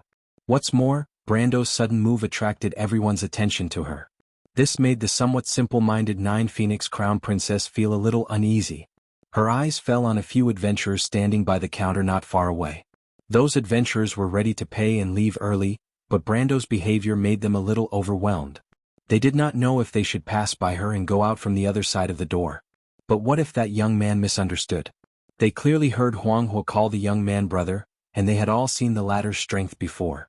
Facing such a strong person, they did not dare to act rashly. The adventurers noticed Huang Huo's gaze. One of them, a young girl with short blonde hair and a little playful emerald green eyes, showed a trace of helplessness. She quickly waved her hand with a wry smile, indicating that she didn't mean any harm. Huang Huo looked at these strange people with some confusion, thinking that there were quite a lot of foreigners in the Taowu Strait recently. She could not help but sigh. She felt that her luck was really bad. As the deputy commander of the LA's Wings Night Regiment, she and her companions had come all the way from Lubeck to this place. They had overcome countless difficulties just to find the legendary Light of Wisdom. The prophecies of the prophets had come true here, but after a month of searching, there was still no clue near Rosaline. It was not easy for Nine Phoenix to come from the desert.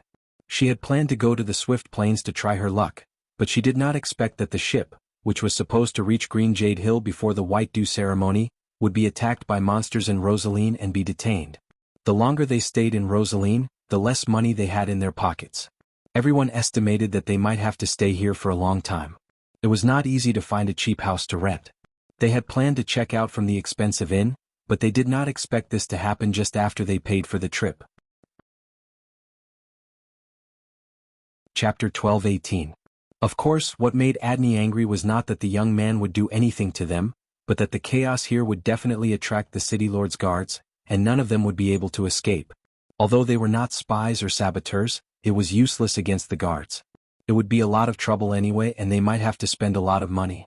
At the thought of spending money, Adney found the young man rather repulsive. Did he have any brains to make trouble in this place?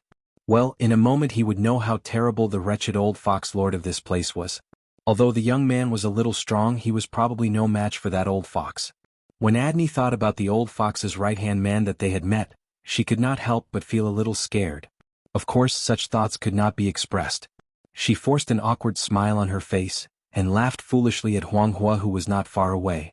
A noble of the Nine Phoenix, she thought to herself, a lazy guy who can't tell the difference between food and water. But from the corner of her eye, she suddenly saw the guards patrolling outside the inn walking towards them. Her heart skipped a beat and she quickly lowered her voice and said to her companions, "Let's go. Let's sneak out before that guy notices us." "Captain," the elf from before grabbed her arm. "Wait. Oh my god, Naquil, let go, are you crazy?" Adney almost fainted because of her companion. Naquil was the elven archer in the team, and before he joined Ra's Feathers, he was a desert ranger in the Rosa region. She had always thought that he was a calm and rational person, and compared to the muscleheads in the team, he was the synonym for reliability and peace of mind. She even almost liked him a little. But now, she felt that she had to retract her evaluation of this idiot. What was this guy thinking? "Captain, that young man," Naquil whispered. "I know he's causing trouble."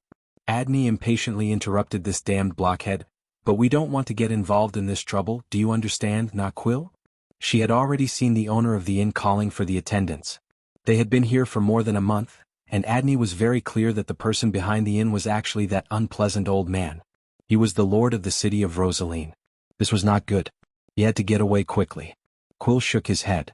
His vice leader was good at everything, but he was too impatient and too utilitarian.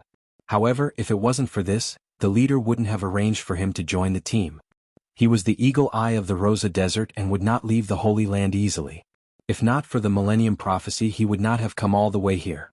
Rosaline was indeed more prosperous than the Great Desert, but beneath the prosperity was decadence. It was not as vibrant and clean as the oasis in the desert.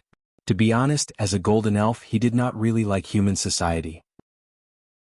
However, he still grabbed his vice commander's hand and winked at the other desert knights who were disguised as adventurers, signaling them to quickly stop their vice commander who was somewhat out of sorts. "Captain, look at his sword." Unfortunately, those muscleheads were as stubborn as ever and did not react at all. In fact, they were still watching the show and marveling at the young man's strength. Naquil couldn't help but sigh. He had no choice but to speak. "What sword?" Adney subconsciously glanced in that direction. Brando held Odorfice in his hand. The tip of the long sword, which was flowing with golden flame patterns, was pointed at Insursta's chin. It could be said that it was stuck to the tip of his pale chin. As long as he gently pushed the sword forward with his hand, this future star of Madara would be removed from this world. To be honest, he did have a deep grudge with this genius general of the undead who was destined to be famous in the future. However, for some reason, after teaching him a lesson in a situation where he could not fight back, he suddenly felt a little dispirited. The wooden floor of the inn had become a deep pit. The wooden planks were broken and sunken downwards. Insursta crawled up from the center of the pit. The frivolous look on his face finally faded. His eyes flashed with the flame of the soul, and he quietly looked at Brando. "I didn't expect the Lord to hate us so much. I heard that you were in Bucci at the time?" The young man sighed. "It's karma for me to meet you here. I admit that I'm unlucky and have no complaints. Count, please do as you please. I only have one request, and that is to give me the dignity I deserve." "You don't deserve anything, but you don't have to be responsible for the hatred between the undead and the humans." Brando put down his sword and walked forward. He grabbed Insursta by the collar and lifted him up from the ground. The future genius general of Madara seemed to have improved his strength by leaps and bounds these days.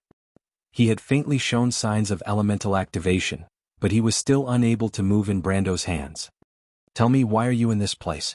Has the second invasion of Madara begun? Is Tarkus also around here? It seems that when you left Erewhon, my lord, the second war hadn't broken out yet?" Insursta stared at him with some surprise and replied with difficulty, "Oh yes, at that time my lord was on a diplomatic mission to the Cruz Empire. So, you had already expected that we would invade Erewhon?" He couldn't help but look at Brando with eyes full of curiosity. "I've always thought that your excellency just had some courage and good luck. Now it seems that it was a mistake not to report the Battle of Tonajil to His Majesty in detail. So, it seems that the biggest threat to the Empire in Erewhon may not be the ambitious eldest son of the Emperor, but your excellency." Brando was full of dissatisfaction with this guy's nonsense. He raised his hand and threw him out. The latter groaned and fell heavily into the corner of the wall. Then he got up with a bitter smile, wiped his nose and looked at Brendel. "So, your excellency doesn't even intend to leave me with my last bit of dignity?" "Dignity is earned by oneself, not given by others," Brando said. "You are a genius of the land of sorrow. Then tell me, why are you here?" "Of course, it's to work for His Majesty." Insursta twisted his neck with great effort and answered without hiding anything. "You are the contact with the Phantom Chariot?" Brando suddenly reacted and asked. Insursta looked at him with some surprise. "You guessed it?" His eyes then fell on Phoenix when not far away, and showed a hint of understanding. "It seems that in order to destroy His Majesty's plan, your excellency did not hesitate to come to Jiufeng. I have always suspected that your actions in Tonajil were against us. Unfortunately, Tarkus did not agree with me and thought that it was just my wishful thinking." He smiled bitterly. "I didn't expect this absurd premonition to come true." Brando was stunned. He did not expect that the future star of Madara had been paying attention to him. For a moment he did not know whether to be glad or happy. However, he did not come to Jiufeng to target Madara. If he did not come to this place by accident, he would not have known that Madara had so many dirty tricks in Jiufeng. However, he did not expose him. He only asked, "Why didn't you participate in the Second War of the Black Roses?" What is the Second War of the Black Roses? Insursta's handsome face was slightly stunned, and then he reacted. He asked in confusion, "Why should I participate in the Second War of the Black Roses? I thought that the person with the Mercury staff should have absolute trust in you. You should have had the opportunity to become the commander of this war. So who is the current commander?" The depths of Insursta's pupils contracted slightly. The relationship between his family and Tarku's family and the Supreme Being was an absolute secret in the Hall of Winter.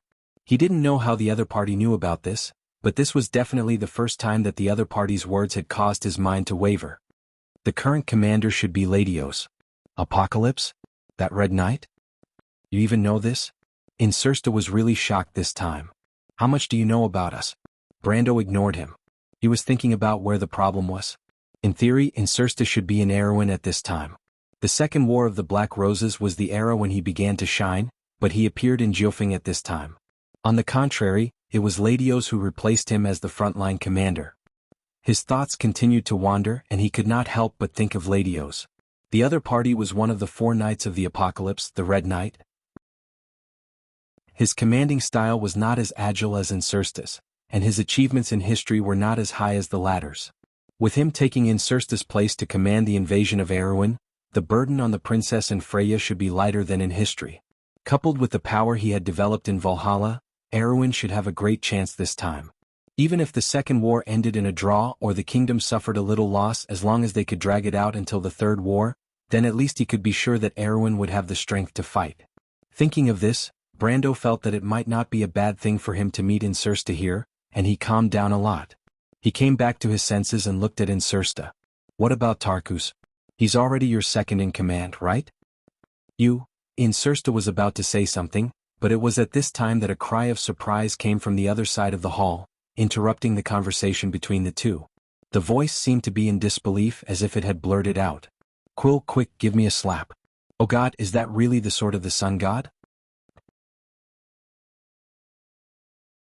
Chapter 12:19. Of course, Quill would not slap his deputy commander.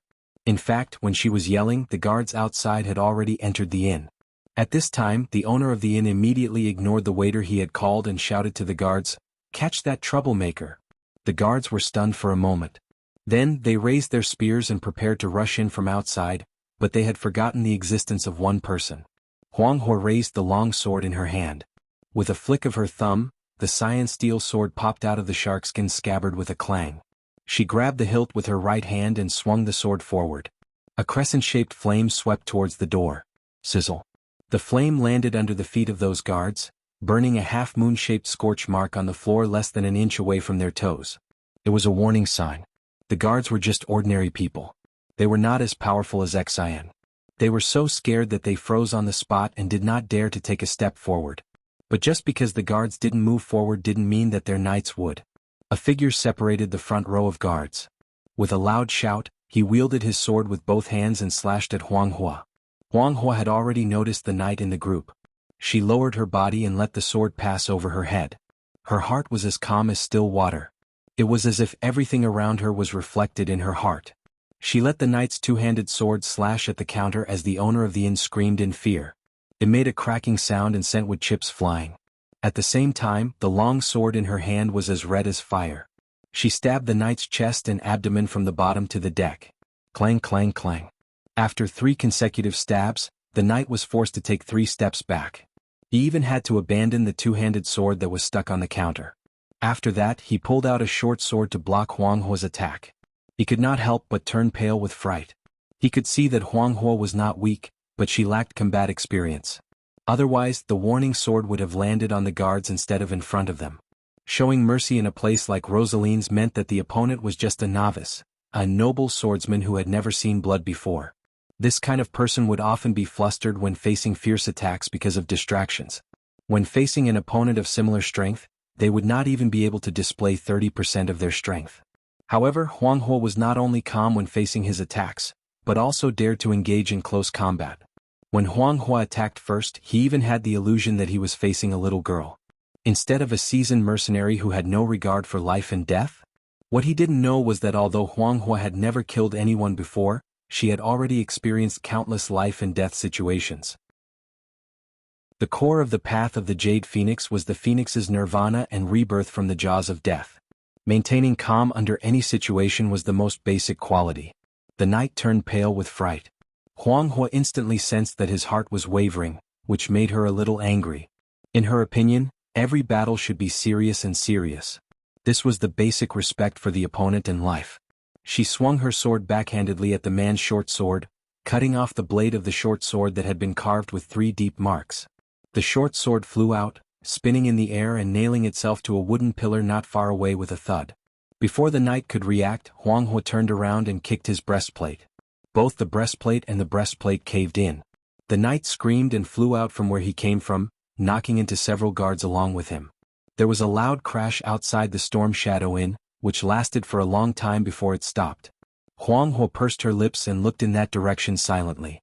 The long sword in her hand had already returned to its scabbard, and then she stood up straight again.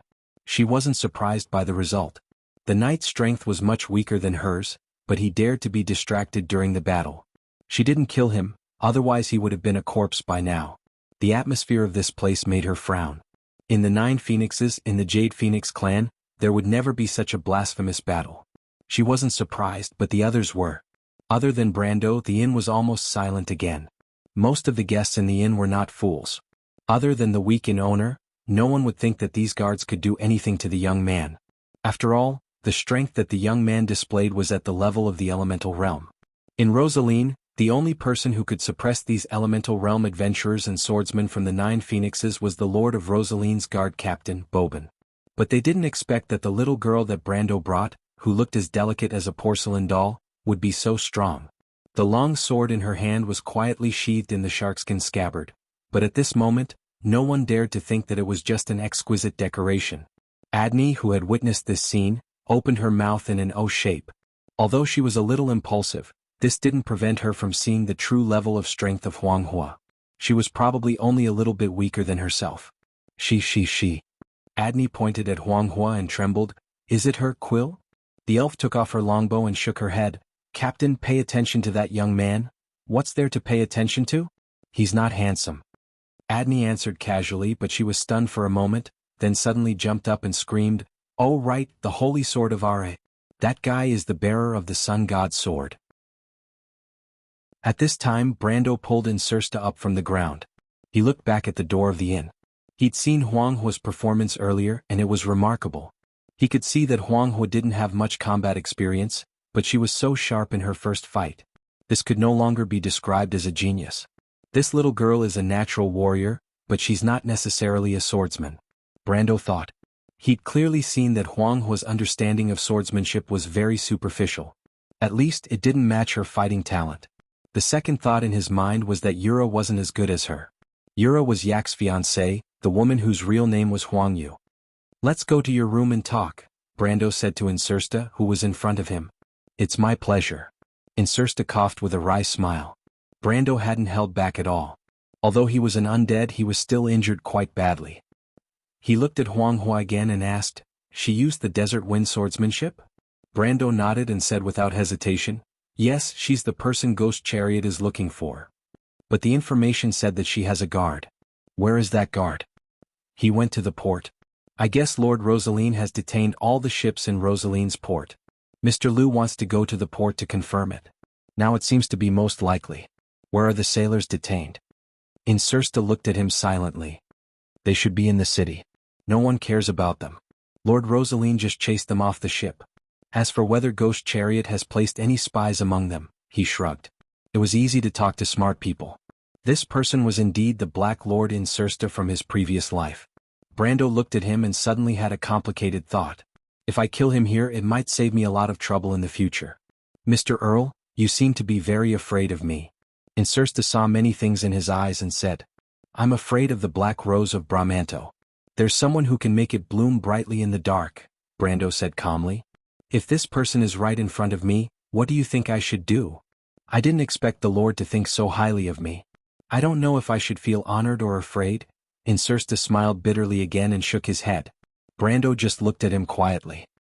He pressed his hand on the flaming blade, the killing intent in his heart faintly discernible. Reason told him that he should draw his sword immediately, But in his heart, he felt that this name, which had left a deep mark in the war between Erwin and Madara, should not fall in this place. In this shabby little inn which was an unknown distance away from Erwin.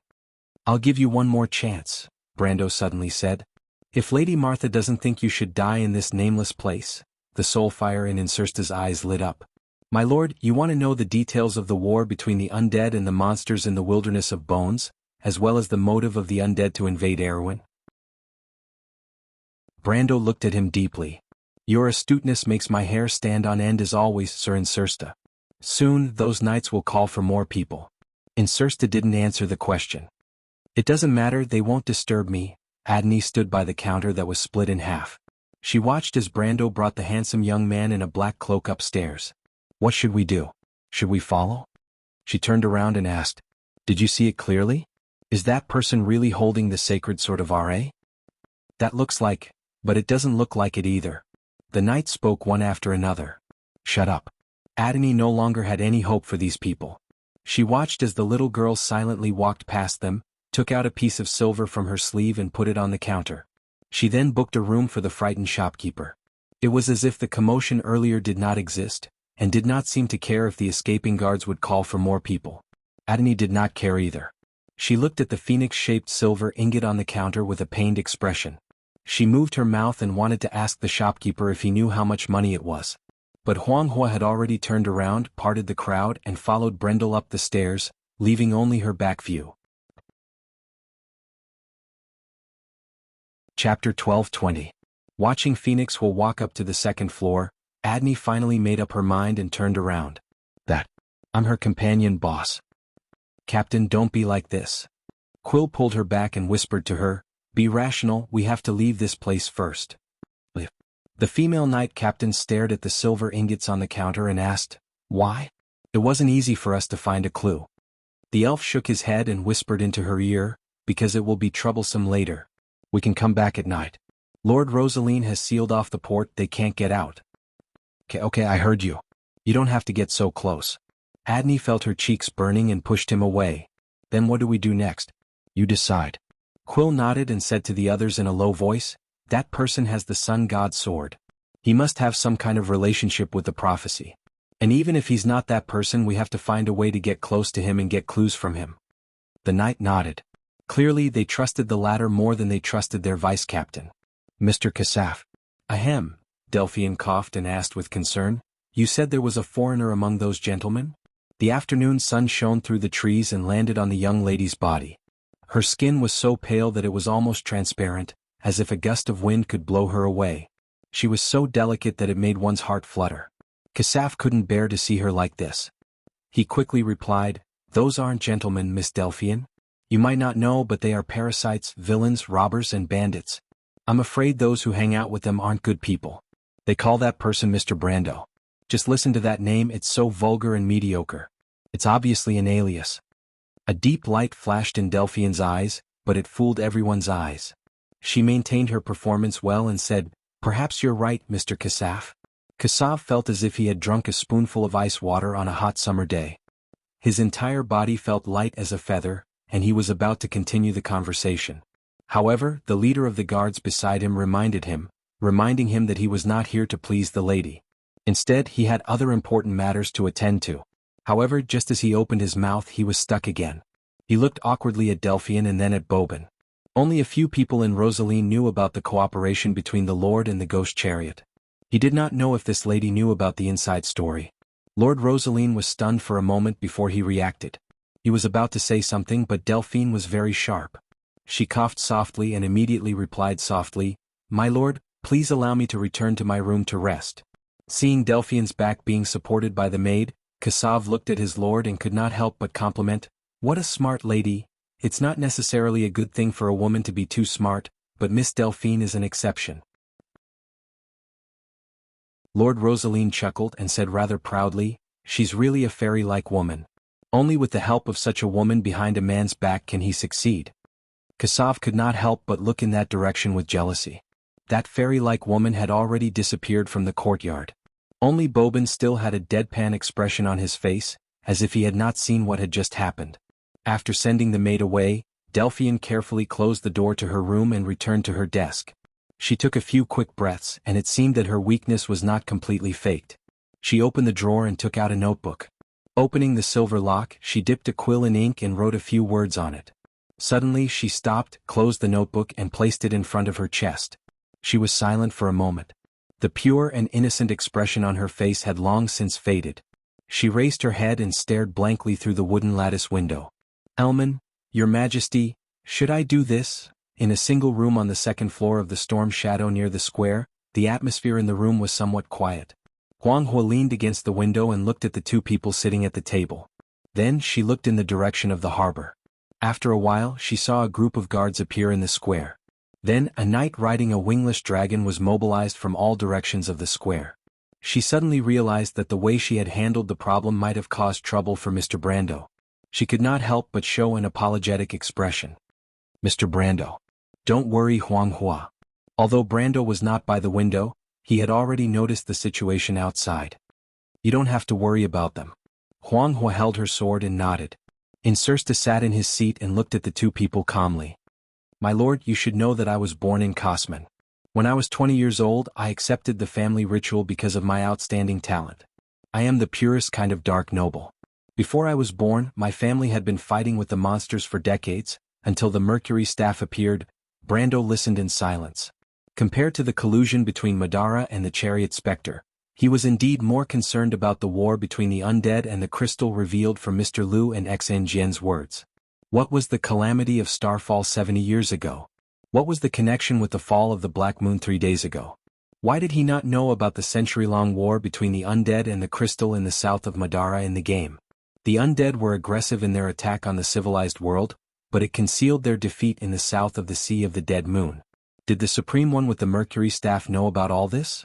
He did not care about the grudge between the Jade Phoenix and the Chariot Spectre, nor did he care about the undead's arrangement in the east. He was only interested in the entanglement between them and the dusk. It was as if he had inherited a keen sense of smell from the game, which made him feel that there might be something he wanted behind the scenes. Why did Madara launch an attack on the civilized world? The undead were not cultists who did not care about anything. They were not crazy enough to destroy the foundation of civilization and the world order. Incersta seemed to have seen through his thoughts at a glance. He knew that this person had long known that he would be interested in the entanglement between the crystal and the undead. He also knew that since he appeared here, he must have heard the relevant rumors. The dark road that had flourished for so many years was suddenly closed, not to mention that the strange monsters had just visited Rosalind.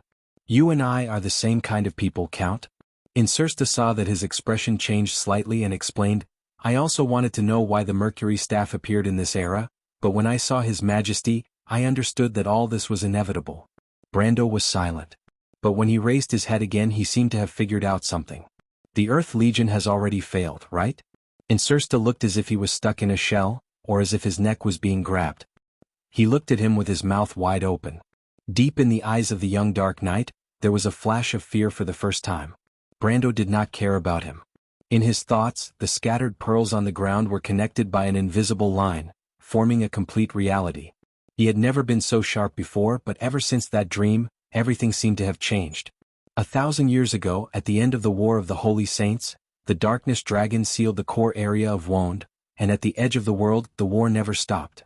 The Myurna sent their most powerful legion, to the various borders of the world, but left the weakest heartland areas to face the uprising of the mortals. Just like that, 1,000 years passed. The last legacy left by the Truth Parliament was also gone. In the ignorance of the mortals, the Earth Legion, which had lost the support of the Empire, finally failed. The power of the Twilight Dragon had long awakened, and the Roman was only the final countdown for its arrival in this world. When did the undead first see the crystal? What year was it? 77 years ago, Rober's Death Lord arrived at an ancient battlefield in the process of expanding southward. They recovered the Mercury staff from there. Not long after that there was the Starfall disaster. That Starfall disaster could only be seen in the south of Madara and the Nine Phoenix area. Not long after, cracks appeared at the border of the Black Forest, and the strange monsters began to invade our world. Even if you have the Mercury staff, you can't resist them. To many. Very few people know that Madara has lost half of its southern border. So you want to migrate west and north, invade Erewhon and Saint Tassol, and even the entire civilized world. Brando asked. His voice was a little serious. As the people of Martha, why didn't you warn us? Because you are humans and we are undead, Insursta replied. And we are not just running away. Because of Erwin? Insursta stared at him, and for the second time he was stuck. After a long while he slowly opened his mouth. This time, it's you who makes me feel afraid, my lord? P.S. I wanted to recommend this 2 days ago, but I kept updating it too late, so I forgot. Lord Sauveneo is back writing again, and I believe that some of you must still remember his wizard story. This is my DM and his things are definitely more reliable. So I recommend his new book, 20-Sided Dice, book number 3559491. My friends who are out of books can go and take a look. Chapter 12:21. Brando's face was expressionless. He understood that it was not that he was sharp enough to make the other party feel troubled. It was purely because of the asymmetry of information that gave him an advantage.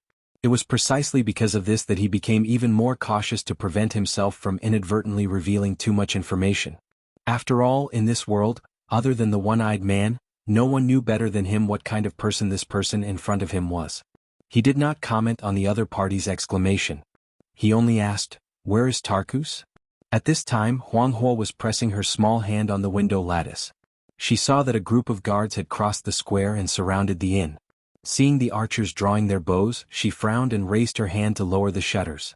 The light in the room suddenly dimmed. In the somewhat dim room, Insursta's expression became solemn. The light passed through the shutters and fell on his pale face. Tiny luminous particles floated up and down in the air. The atmosphere in the room was a little dull for a moment.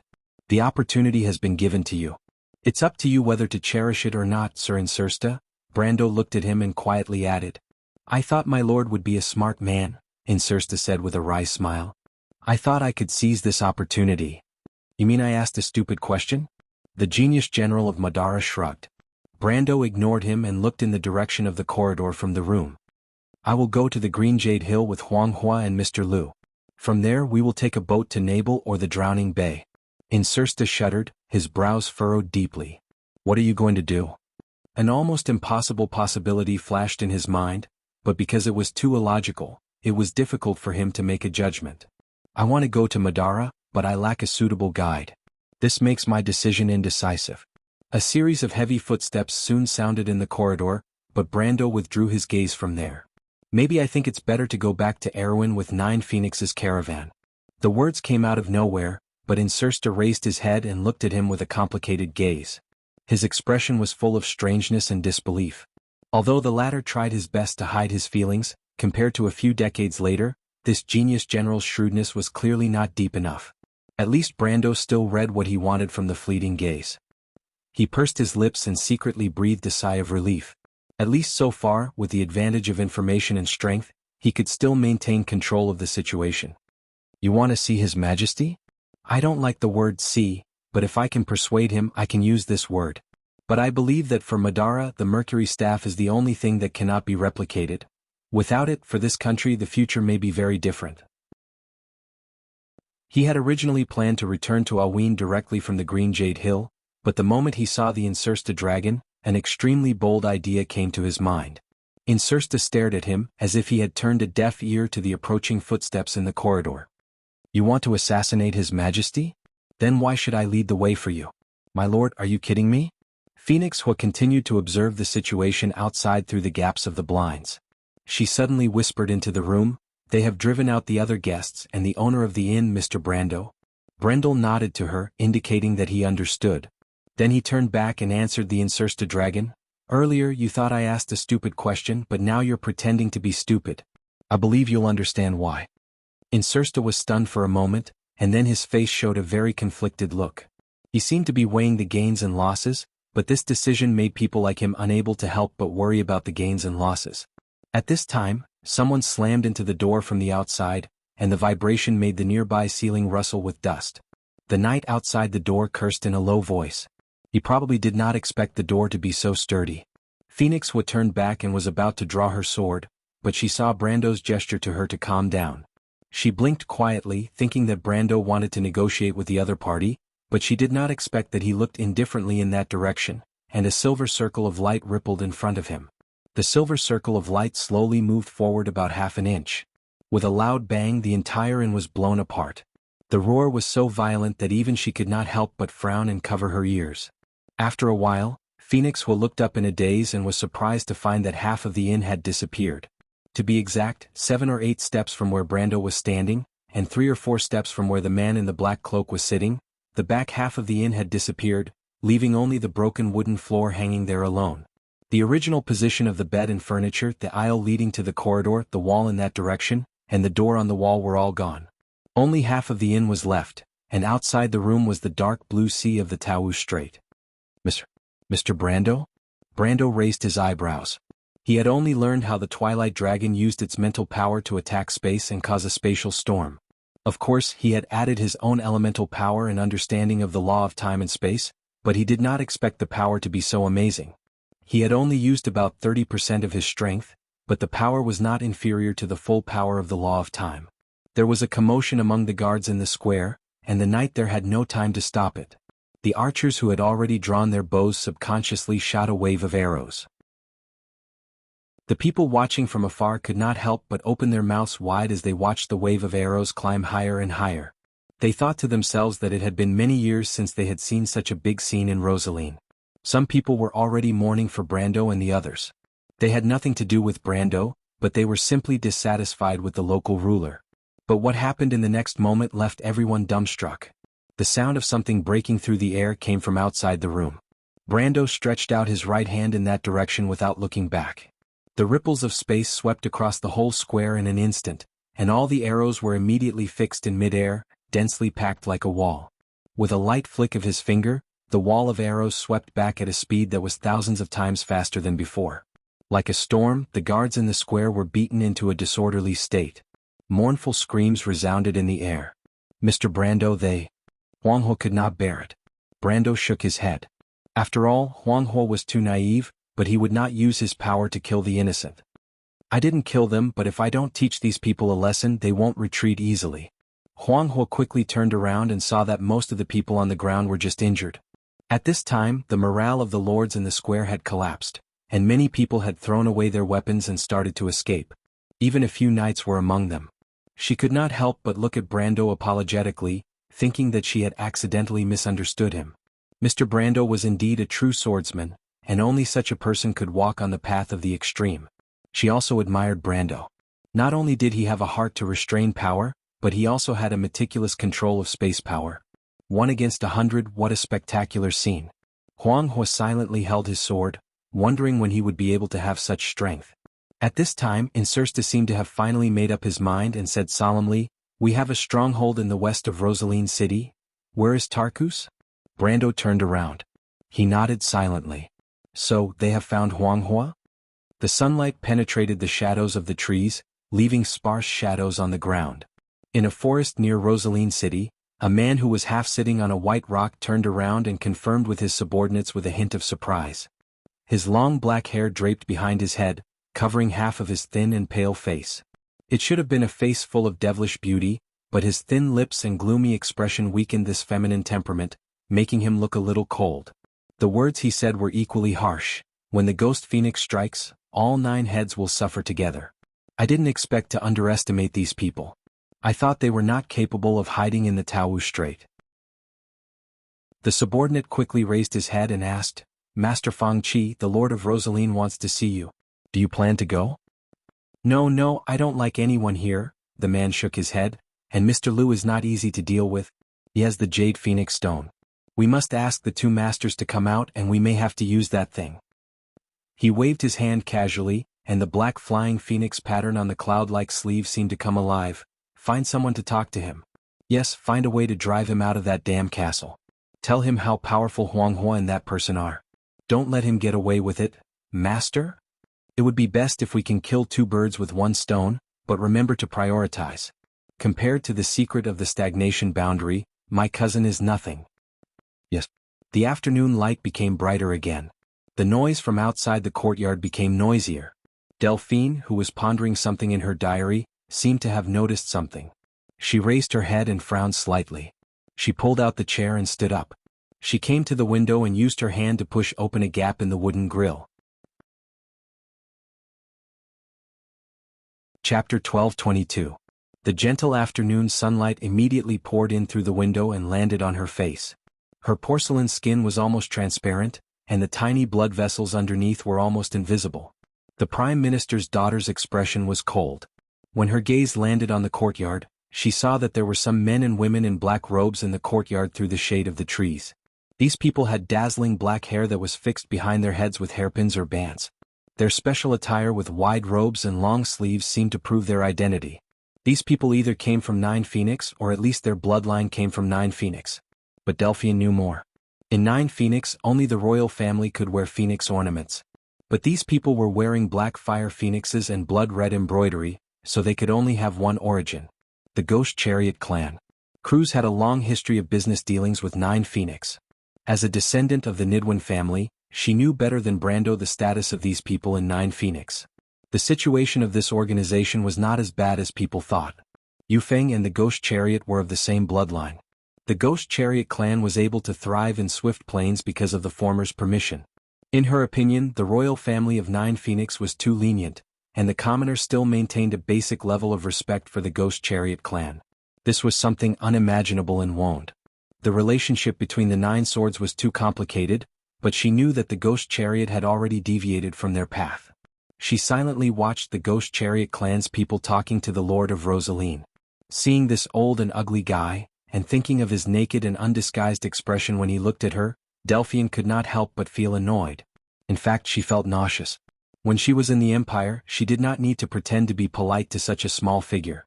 But the situation was better than the person. Moreover, when she thought of the thing that she had accidentally learned, her frown calmed down. The noise in the courtyard was not because of the dispute between the two parties. The noise came from a place further away. She saw a battered and exhausted fellow rushing in. That should be a knight from Rosaline. Looks like something has happened outside. Delphian thought to herself as she closed the window.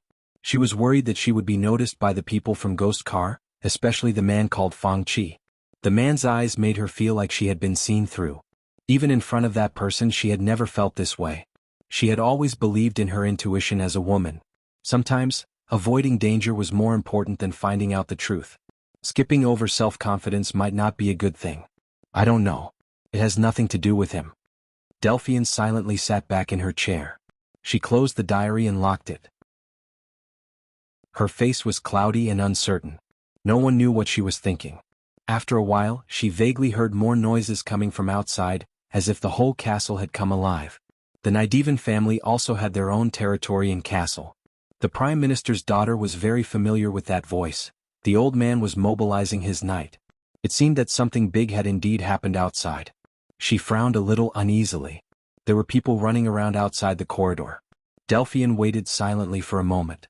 Suddenly, she opened the door and grabbed the maid who was running in a panic. However, the maid was too strong.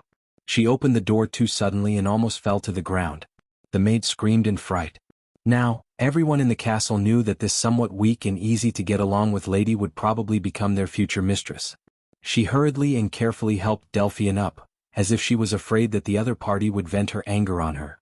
Miss Delphian, Delphian's face was pale. She smiled weakly at her and said, "It's nothing. It's my fault, Miss Madeline." Martha above. Seeing her like this, the maid felt even more guilty.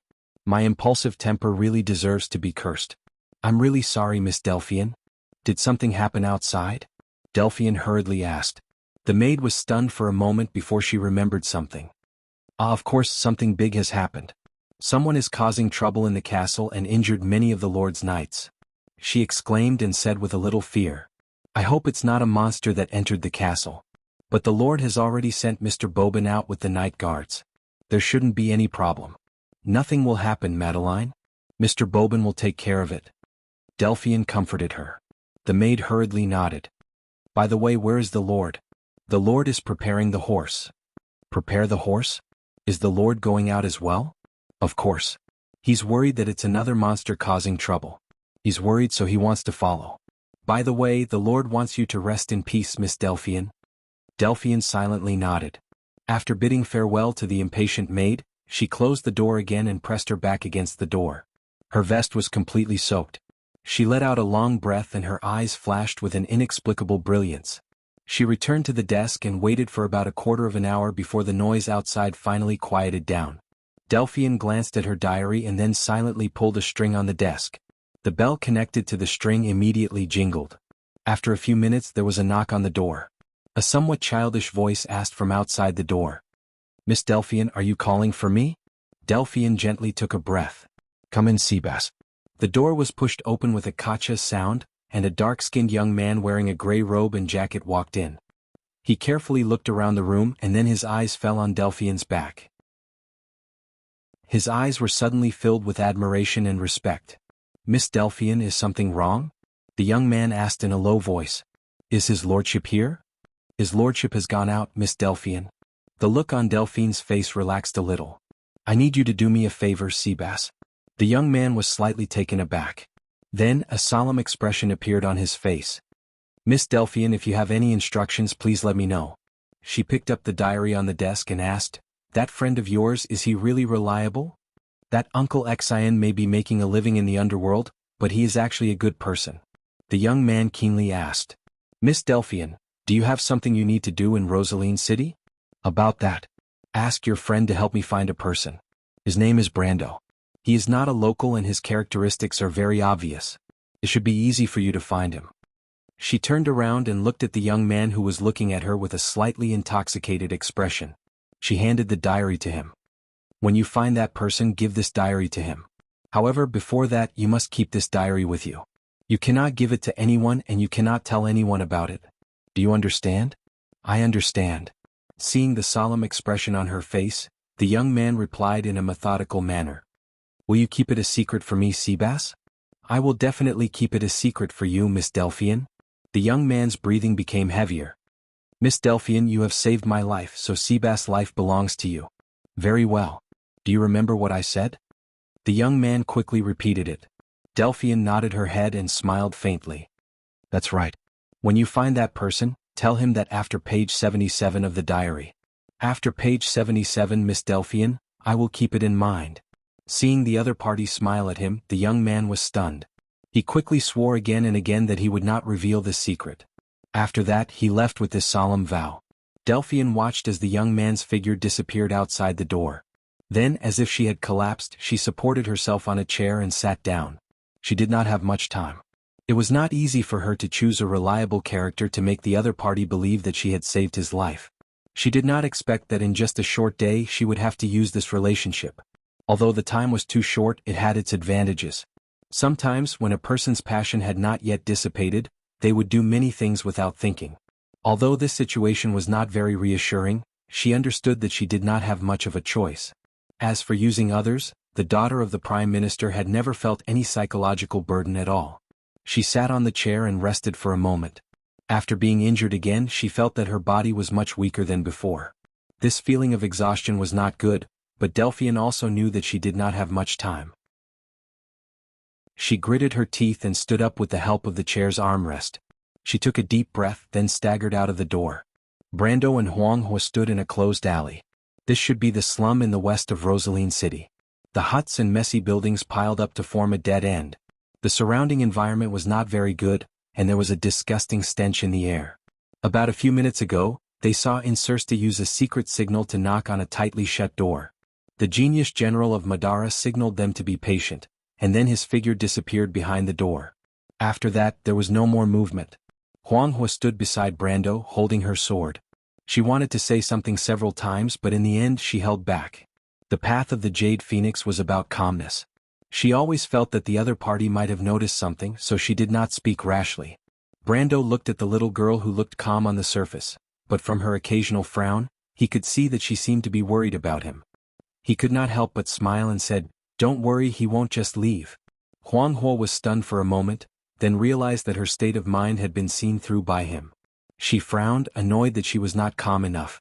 No, she explained in a low voice, "That person. He is lying to you, Mr. Brando." "Huang Hua, you saw it too?"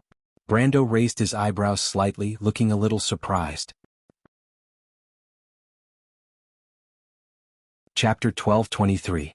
Huang Hua thought for a moment.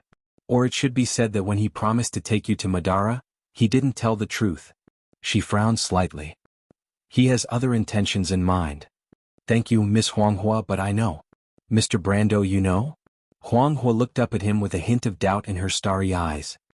I know his intentions just as he knows mine. Insursta is a smart man. He and I are just betting. This man likes to take the unconventional path.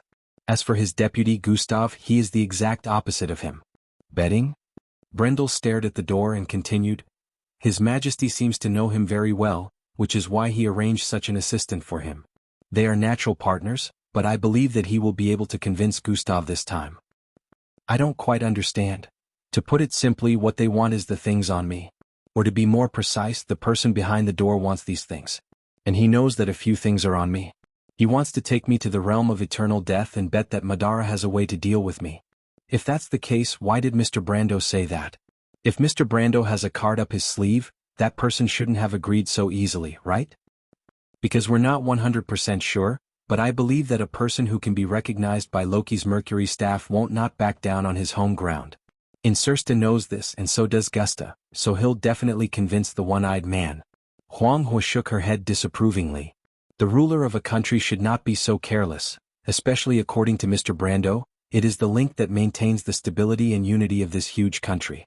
How can it allow its subordinates to gamble the fate of a country? Brando did not answer this question. Because there may be many answers to this question, but he did not know how to explain the closest guess to this little girl. He sighed deeply. If I'm not wrong, this may be the reason why my country has suffered so much. When he confirmed with Insursta the reason why Madara invaded Erewhon, he finally understood the problem. Why would Madara be so fond of Erewhon's barren land? Perhaps it was not just because of geography. Madara also had better sea crossings to the left of Kermit Island, and in places like White Mountain, where order was ruled by eternal darkness, it was more suitable for the undead to advance. Erewhon had a special meaning to Madara, probably because of its own uniqueness. Not only did it have the orb of flame in the Haurangaya, but it also had the will of the mountains and rivers in Sinna, as well as the azure lance, firmament, and the holy sword of light, Somir, which he and Lut saw outside the elemental barrier. The other party had the Mercury staff, so it was not impossible for them to know the secret of the Amber Sword. If that Emperor's true goal was the same as his, then everything would make sense. Why would Madara insist on annexing Erewhon? And this was also the basis of his deal with Insursta. He knew that Insursta should at least know that he had the Haurangaya, and perhaps he also knew that he had the soul of Odorphis. Although this news might be a little outdated, it was enough. He also got the answer he wanted from the other party's reaction, which confirmed his guess. So the two of them each had their own ulterior motives, but they each knew the other's true intentions. If Insursta lured him to the realm of eternal death, set up a perfect ambush, and took those things from him, then the undead would have accomplished half of their goal of invading Erewhon without any effort. Perhaps they could have done it step by step before, but he deliberately showed that he had foresight and an aggressive attitude in front of the other party, just to make the Black Lord wary and misjudge the difficulty of invading this small kingdom. Now it seemed that he had at least achieved half of his goal. The rest would depend on the travel in Madara. Perhaps Erewhon's crisis would be resolved, and in the best-case scenario he could still get the Mercury staff. Even if it was a little worse, there would still be a way to escape. Brando was still very confident in his current strength. For him who had the element of time and space, no one in this world could easily make him stay. And when he reached the realm of eternal death, at least it would be more convenient to return to Erewhon. Huanghua saw that his expression was a little strange, and thought that he was thinking of his homeland when he saw the things, so she quickly apologized. I'm sorry, Mr. Brando, I shouldn't have brought up this topic. It's none of your business. Brando shook his head gently. But his indifference made the little girl feel even more guilty, and she said firmly, Mr. Brando, if Madara really supports the Chariot Spectre, Mr. Lu and I will find a way to persuade His Majesty to ally with you. We have a common enemy. It's my pleasure. Brando looked at her with some gratitude. However, he also knew that the alliance between Erewhon and the Nine Phoenix was not something that the two of them could decide here. He might be able to represent Valhalla, but although Huanghua was a princess, she might not even be able to represent the Jade Phoenix royal family, let alone the opinion of the entire Nine Phoenix. Of course, perhaps after she and Mr. Lu returned to the Nine Phoenix, they could fully utilize their identity and power, but before that he could not just stare blankly at them. For now, it seemed that the most important thing was to destroy the offensive of the Second War of the Black Roses. While the two were talking, the door in front of them suddenly opened without warning, and a skull poked out from inside. The two grayish-white phosphorescent flames in the skull's black eye sockets scared Huang Hua, and even Brando was a little surprised. He thought that when the undead appeared in human territory, they would at least be vampires or Black Knight who looked similar to humans. The skull did not care about the surprise of the two and said in a hoarse voice, "Lord Incersta asked the two of you to come in." There was some disgust in its tone. Just like the natural rejection of the undead by the living, the undead also had a natural hatred of the living. As it spoke, it opened the door and motioned for Brando and Huang Hua to go in. Brando nodded. After entering the door, there was a dark corridor. Brando's eyesight was very good, and he quickly saw the specks of soul fire that lit up in the darkness. Each of those soul fire belonged to a skeleton. These broad skeletons were all wearing heavy armor and stood on both sides of the aisle like lifeless decorations. He recognized these things as Madara's Crusader executioners. These things had almost killed him in Fortress Reden, but now there were 2 rows of them standing in this corridor, and he did not feel threatened at all. Not to mention him, even Huang Hua's expression did not change. As a swordsman with elemental awakening strength, these things were not much different from oversized toys to her. She did not seem to have the natural fear of darkness that ordinary girls had. Her pair of eyes shone in the dark environment, as if she was born for such an environment. Brando was worried that Huang Hua might not be used to it, but seeing her like this, he could not help but breathe a sigh of relief. The skeleton led the way forward at an unhurried pace, but Brendel did not have the patience. He narrowed his eyes and extended his darkness perception outwards. But he felt that his perception of the environment and magic power had just extended out from the darkness, and he felt that he was being spied on. He was slightly stunned, and then he heard Huang Hua's soft voice. "Mr. Brando has a similar ability?" What?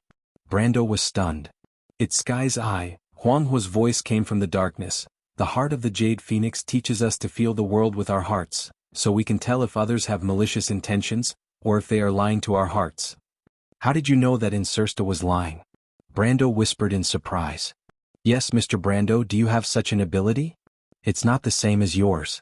I can only feel things through the flow of magic power, but it can also make my senses sharper." After confirming that he was being spied on by Huang Hua's ability, he was relieved. As he described, he extended his perception.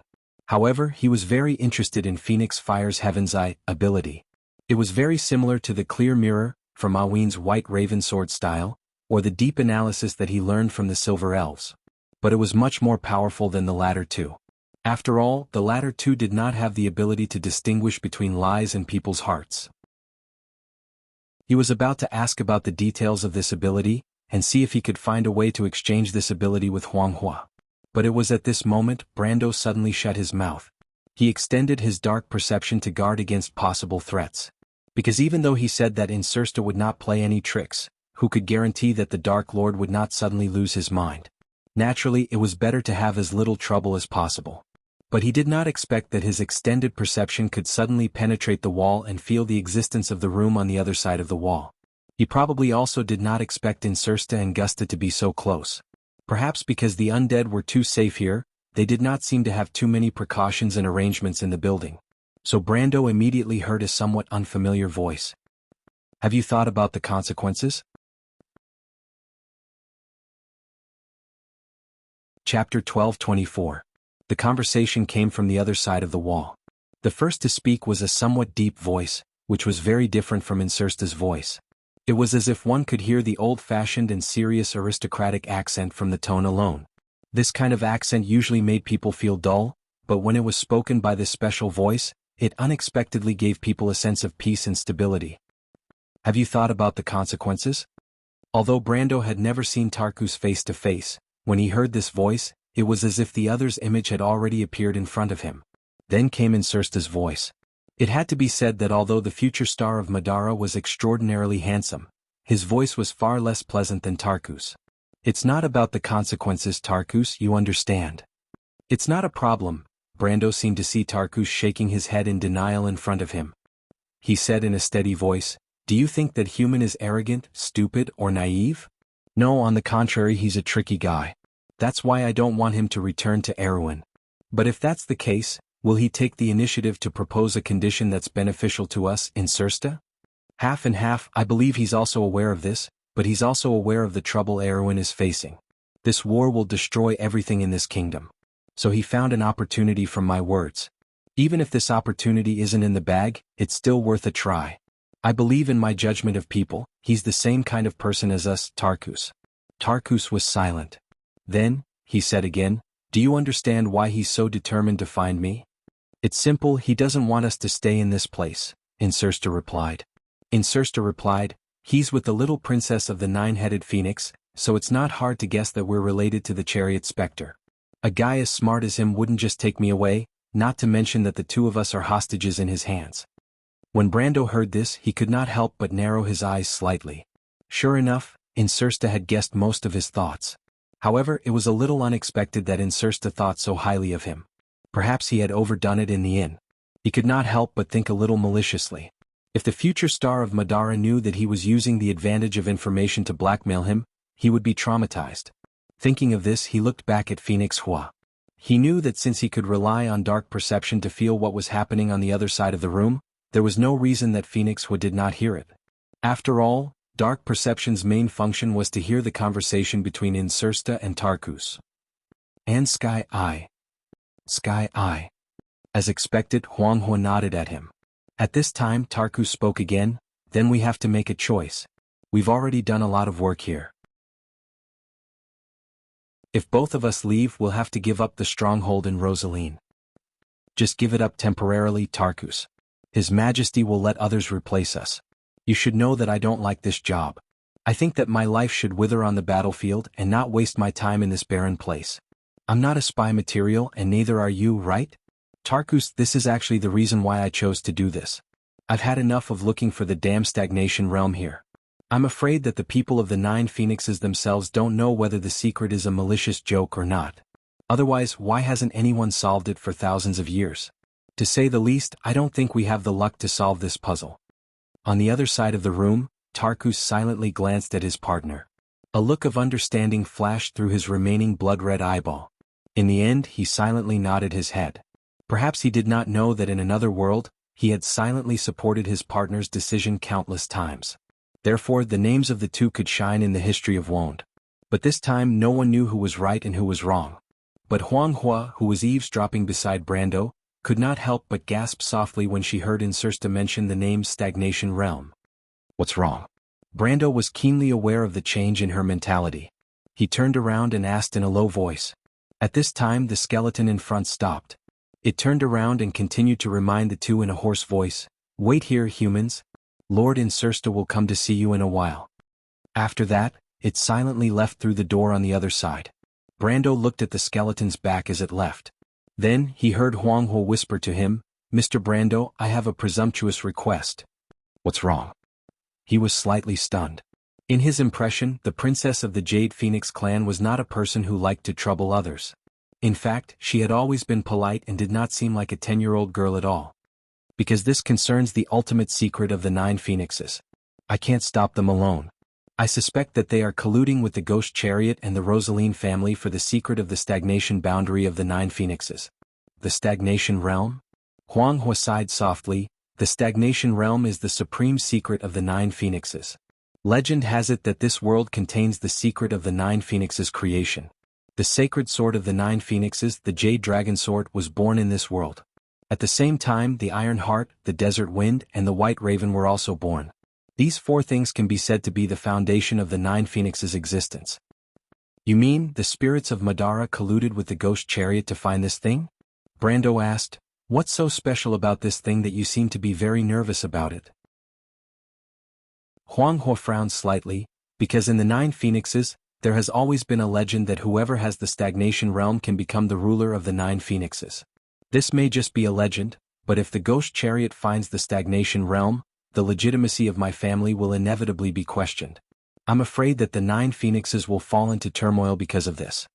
Brando was stunned and could not help but think of the Lionheart sword. The situation of Cypher and the Covardo family was very similar. In his opinion, the battle between the Ghost Chariot and the Jade Phoenix was ultimately a battle for the throne. However, compared to the Ghost Chariot who was closer to Madara, the Jade Phoenix lineage did indeed seem more like Erwin's natural ally. He thought for a moment and nodded. What do you want me to do? I don't have the right to involve you in our family's dispute, Mr. Brando, Huang Hua replied. but if the spirits of the dead attack the 9 phoenixes at this time, we won't have any strength left to fight the ghost chariot. Brando understood. You want me to stall Madara temporarily? I'm sorry, it's okay, Brando replied. This is what I want to do anyway.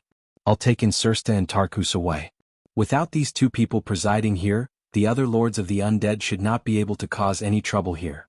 By the time His Majesty the Emperor issues a new order, I believe you and Mr. Lu should have returned to the 9 phoenixes and passed on all the information back to the country. Thank you, Mr. Brando, Huang He could not help but reply gratefully. Brando thought that if he could persuade the Emperor of Madara, maybe he could even save the rest of the trouble. Of course, it was just that this matter was not so easy to accomplish. But does the stagnation realm really exist? He suddenly asked. I always thought it was just a legend, Huang He thought for a moment and replied in a low voice, but after seeing Mr. Brando, I now think it might really exist. What? Brando was stunned. What does this have to do with me? No. Huang He quickly shook her head. It's Mr. Brando's necklace. My necklace? Brando subconsciously reached into his collar. He had more than one necklace, but when he touched that thing he suddenly realized what she was talking about. He pulled it out and asked, You mean this? Huang He looked at the floating celestial sphere in his hand and nodded seriously. Yes, in the legend of the 9 phoenixes, the stagnation realm exists in a crystal ball. Time in this world is almost forever stagnant. It's a miraculous world, so it's called the stagnation realm. She paused for a moment and continued, That crystal ball is the legendary heart of the Azure Dragon. It has another name in our legend, Azure. Azure? Brando suddenly thought of something. There were not many floating celestial spheres in this world and most of them had names. The stagnation realm described by Huang He reminded him of something in the hands of someone. That was in his previous life. At that time, in the Amber Sword, even in the later stages, only a few players could have such a luxury as a floating celestial sphere. And these players were, without exception, the leaders of large guilds or core members. There was one person who was the only exception. This person was a player named Erwin. He once snatched a floating celestial sphere from the hands of an undead lord. And this was almost the only floating celestial sphere that fell into the hands of an ordinary player. This floating celestial sphere was later sold at a sky-high price. Brando clearly remembered the name of this floating celestial sphere. It was called Azure. If he remembered correctly, the undead lord that died at the hands of this player seemed to come from the south of the Sea of the Dying Moon. As for where exactly, he did not know. But this could already explain a lot. Brando was about to say something when he suddenly saw a familiar figure coming out of the darkness in front of him. It was Insursta. There was another person behind him. As soon as Brando saw the familiar eye patch and one eye, he knew who the person was. Mr. Brando, Tarkus said faintly, it's an honor to meet you for the first time. Brando had to shut his mouth before he replied. Mr. Tarkus agreed? Tarkus nodded. Chapter 1225. There's a place near Rosaline called the Pirate's Cove. It used to be a pirate's lair in the Torres Strait. After we cleaned it up, we rebuilt it into a secret dock. There's a secret passage there that's connected to Rosaline. It was left behind by the smugglers who colluded with the pirates. Unlike Insursta, Tarkus was a steady and pragmatic man.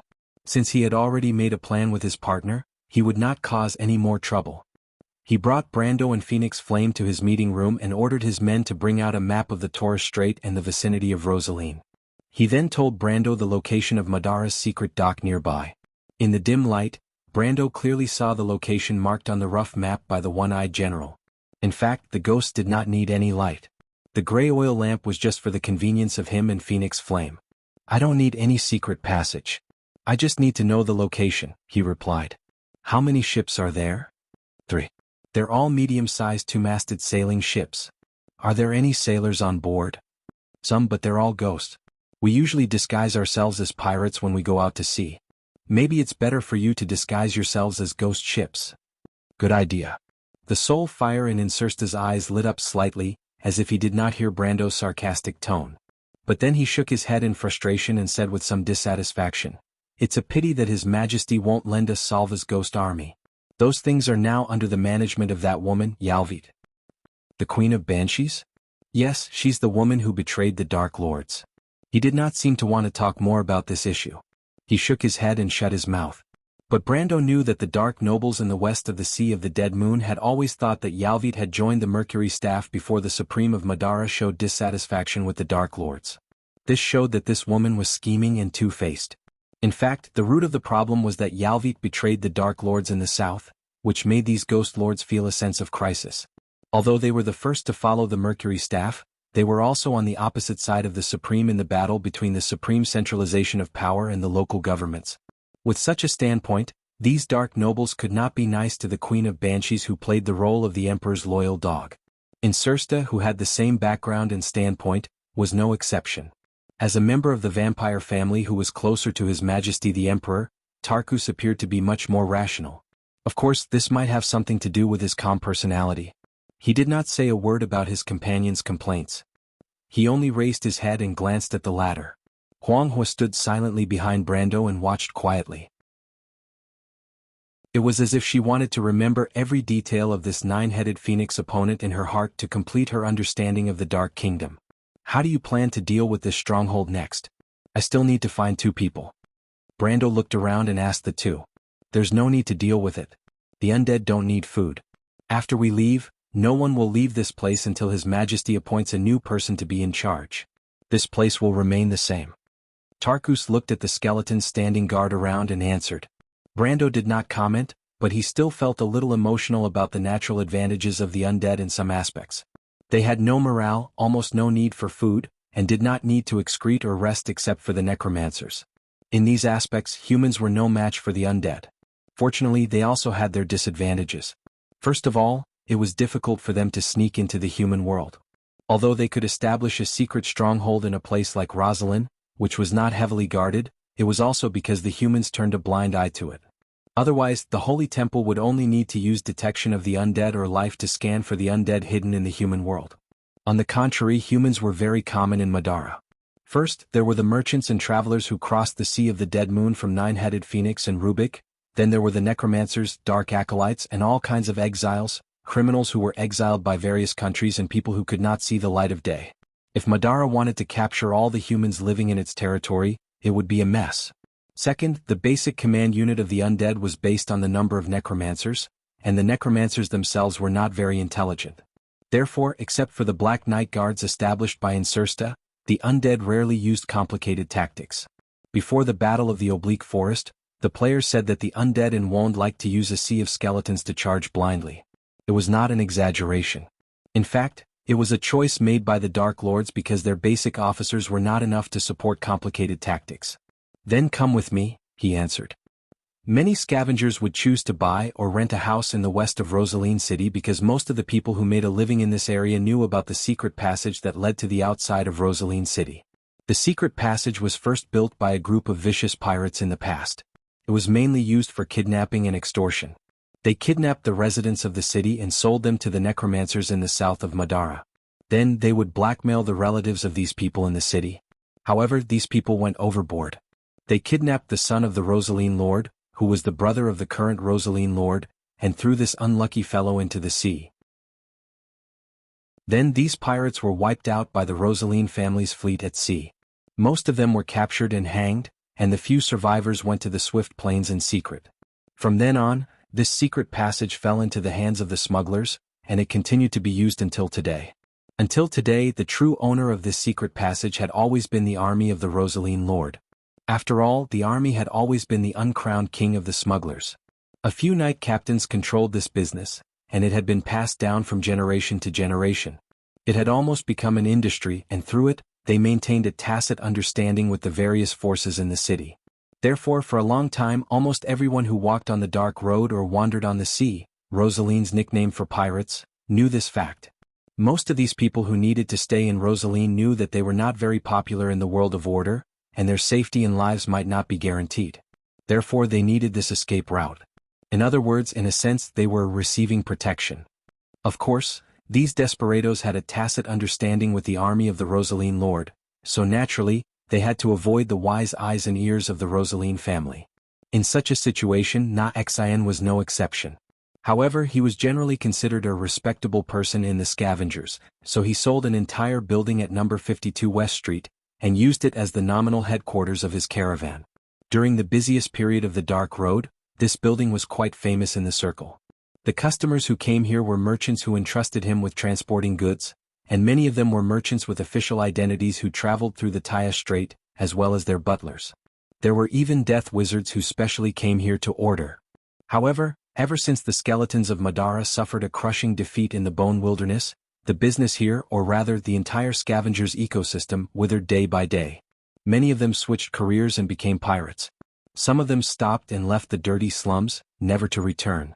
Some became mercenaries, but that was usually the choice of a penniless pauper. In the Taya Strait, mercenaries on merchant ships were not much different from cannon fodder. When Na Xan raised his head to look at the rusty signboard in front of the building, his heart was filled with memories of the past. There was a triangular symbol on the iron signboard, which was the logo of the company that he and his earliest partner had decided on. Unfortunately, that partner of his had a short lifespan. He died of lung disease early on and was buried in an unknown grave in the outskirts of Rosaline. God knows if anyone had cleaned his grave after that. He sighed and took out the key from his pocket to open the door. Back then he had promised that he would return to Nine Phoenix together.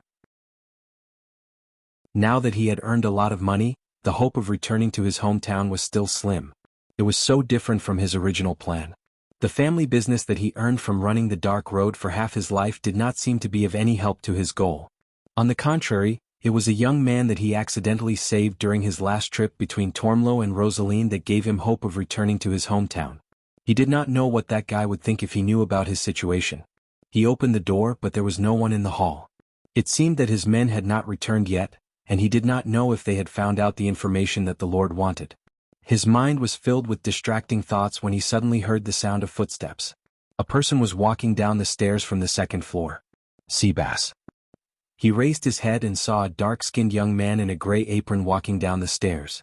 When the latter saw him, his eyes were filled with surprise. He shouted happily, "Uncle Naixen? You scared me to death. I thought you guys went to the underworld again and I wouldn't meet you guys again." "I just came back from the dark road," Naixen replied. At the same time, he frowned and looked at the young man. This young man was the only descendant of his poor partner. He did not want him to walk the same path as him, so he spent a lot of money to send him to become an apprentice of the Lord's blacksmith. "Why did you come out? Who allowed you to leave the castle? Did you sneak out?" "Of course not. I don't have the guts. Uncle Naixen," Seabass quickly explained, "a lady asked me to come out. She asked me to help her with something in the city." "Then what are you doing here?" Chapter 12:26. Then what are you doing here? "She asked me to help her find someone. Rosaline is so big I don't have the ability to do that. However, I knew that Uncle Xan would have a way, so I came. I didn't expect you and the others to not be here." Seabass thought of something and asked, "Uncle Xan, did you just come back from the dark road? Oh my God, wasn't the dark road sealed by the monsters? Are you all alright?" "It's fine, but you're right. The dark road is completely broken this time. The skeletons have already decided to give up on Tormulo. If we go any further we'll reach the skeletal salt pond. It's impossible to go there." Naixen looked at him with a serious expression.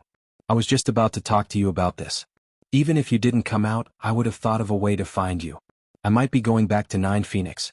Do you have any plans?" "Going back to Nine Phoenix?" Seabass was stunned. Delphian's delicate face immediately appeared in his mind. He frowned slightly, and a trace of hesitation appeared in his eyes. Naixen saw his expression and understood his thoughts.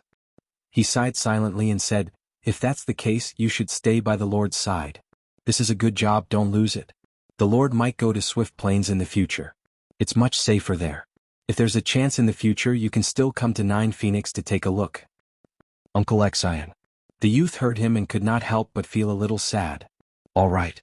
Naixen waved his hand. "Don't talk nonsense. Who are you looking for? I'll see if I can help you." "A man called Brando." That name doesn't sound like a local. Naixen was stunned for a moment. Suddenly, his eyes widened and his voice sounded like a broken gong as he shouted, "Damned brat, what did you say? You're looking for Mr. Brando? Uncle Xan, do you know this person?" Seabass could not help but be stunned.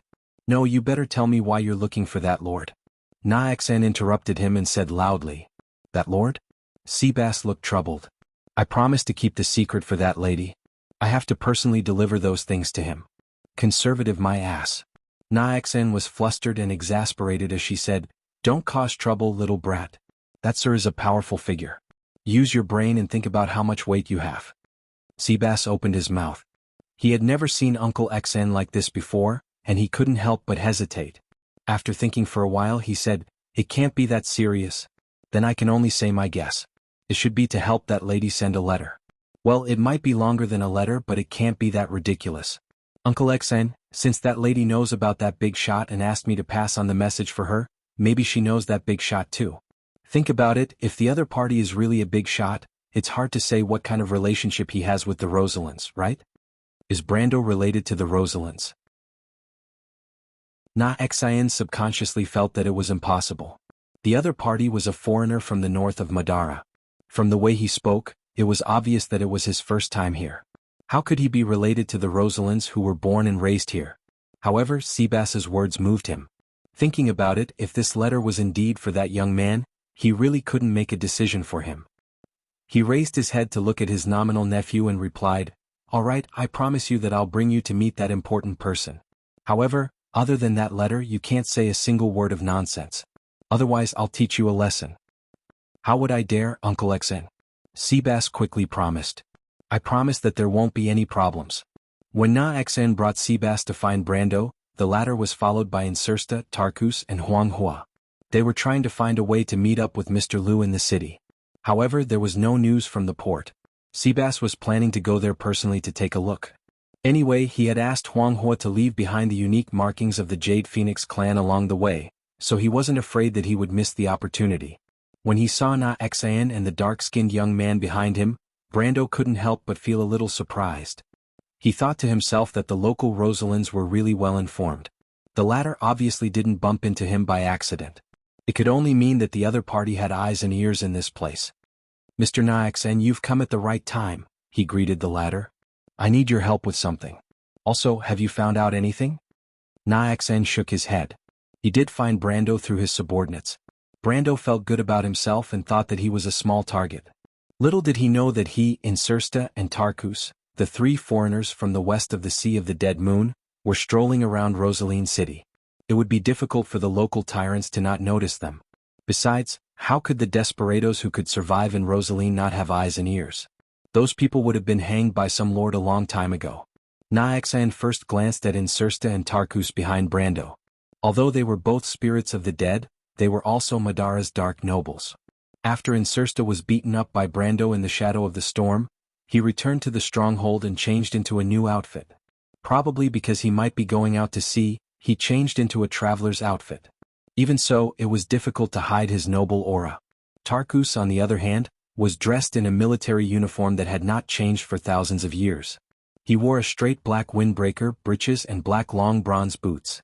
He wore an inner breastplate over his shirt vest, a scarf, and a sword hanging from his belt was hidden under the windbreaker.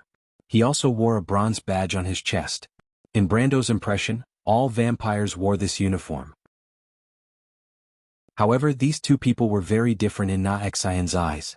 When he saw them, he couldn't help but suck in a breath of cold air. He had been to many places and had seen many nobles and knights.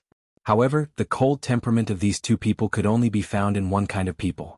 That was the Madara's dark nobles. Naxen's mind was suddenly in a mess. He did not understand how Brando could have two Dark Lords following him in such a short time. Insursta and Tarkus were following him closely.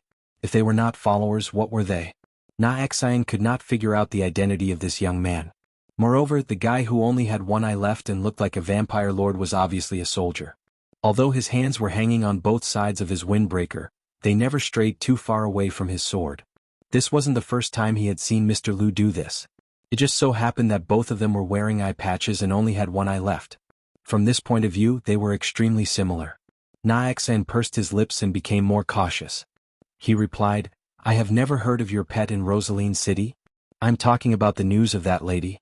You said that the fairy did not appear in this area. I think they might not have gone east but west or north." Brando nodded. This was actually within his expectations. After all, if White Mist and Loot had landed near Tormuro, it would be impossible for them to pass through the Black Road and go to Rosaline. It was obviously more likely that they had gone to Tormuro. Unfortunately, it was impossible for him to turn back and look for the two of them. Moreover, one of them was the spirit of an ancient witch and had rich experience, while the other had outstanding strength and was a fairy. They should be able to protect themselves. They both knew the direction Erwin was heading in, and there would be opportunities to meet up in the future. Moreover, he felt that it was more likely that they had been thrown to different places when they passed through the spatial storm. After all, a few millimeters in the spatial fissure could be hundreds of kilometers away. Naxan saw that Brando did not say much and could not help but heave a sigh of relief. However, he did not forget what Brando had said earlier. He quickly asked, "Sir, do you have any other orders?" "It shouldn't be a problem for you," Brando replied. "Mr. Liu has gone to the port. We are going to meet up with him now. Can you think of a way to find him?" "That's not a problem. The port and the West District are the places where the scavengers have the deepest roots. I have many friends at the port. It won't take too long to find Mr. Liu." Naxan patted his chest and promised. After he finished speaking, he was about to turn and leave, but the young man behind him became anxious. He quickly grabbed Naxan's sleeve and pulled hard. Naxan's expression changed. Initially, when he saw Insursta and Tarkus, he subconsciously changed his mind. He felt that it was best not to get involved in the affairs of these important people. After all, Brando might not have any relationship with the Rosaline family, but the connection between Madara and this land had never been cut off. Even after the appearance of the strange monsters. He did not know about the filthy relationship between Madara, the Phantom Chariot, and the Rosaline family, but the Rosaline family had been at war with the spirits of the dead for centuries. He did understand this point. Unfortunately, even though he understood it, it did not mean that Seabass understood it too. When the young man saw that his uncle had gone back on his words, he suddenly became anxious. After he realized that he could not drag the ladder away, he simply gritted his teeth and rushed to Brando. He said loudly, "Mr. Brando, I have something to talk to you about." Naxan almost exploded in anger because of his nominal nephew. He had long known that this little bastard's promise was not reliable, but he did not expect him to be so bold. He almost trembled as he thought about how to make up for his mistake. At this time, Brando was actually slightly stunned. He had long noticed the dark-skinned young man behind Naxan, but at first he did not take it seriously. He only thought that the young man was Naxan's subordinate. He did not expect such a thing to happen all of a sudden. He did not know that Delphian was currently visiting Lord Rosaline's castle, and he was unfamiliar with this place. He really could not think of any relationship between him and the young man. He was about to open his mouth to ask, but at this time he raised his eyebrows slightly. He felt a group of uninvited guests coming from the opposite side of the street. Almost instantly, he judged from the slight vibrations on the street that it was Lord Rosaline's guards who were being mobilized. As for the other party's purpose, there was no need to think. It was obviously to take revenge for the battle that happened in Storm Shadow earlier. Brando glanced at the young man and stretched out his hand to pull him to the side. Just as he did this, Insursta and Tarkus behind him also unsheathed their long swords. "This may be a good opportunity to escape. I may not have the chance to watch the two of you later," Brando said without turning his head. On the contrary, Insursta seemed a little excited. "Escape for what? Stay here and continue to be a spy master? I have no interest in that. Besides, I am a man of my word. I will fight side by side with you, Mr. Brando." Tarkus did not say a word, but it was obvious that Insursta's decision represented his decision. "Even though I know what he's planning, but hearing the future Dark Lord of Madara boasting about himself, I can't help but feel goosebumps all over my body." Chapter 12:27. When Adney and the others returned to the Storm Shadow Inn, they had already heard about the farce that happened in the afternoon. Everyone who witnessed the battle between the knight and Rosaline's guards in the inn, and according to the knight's wishful thinking, it was actually a one-sided crushing of the Rosaline's guards. All the onlookers who witnessed the scene in the square expressed their delight. However, Adney still insisted that Brando had gotten himself into big trouble. She claimed that it was fortunate that she had led everyone away quickly in the afternoon. Otherwise, they might have been dragged into the center of the maelstrom. The knight laughed, and no one pointed out the fact that the one who had led everyone away in the afternoon was actually Quill.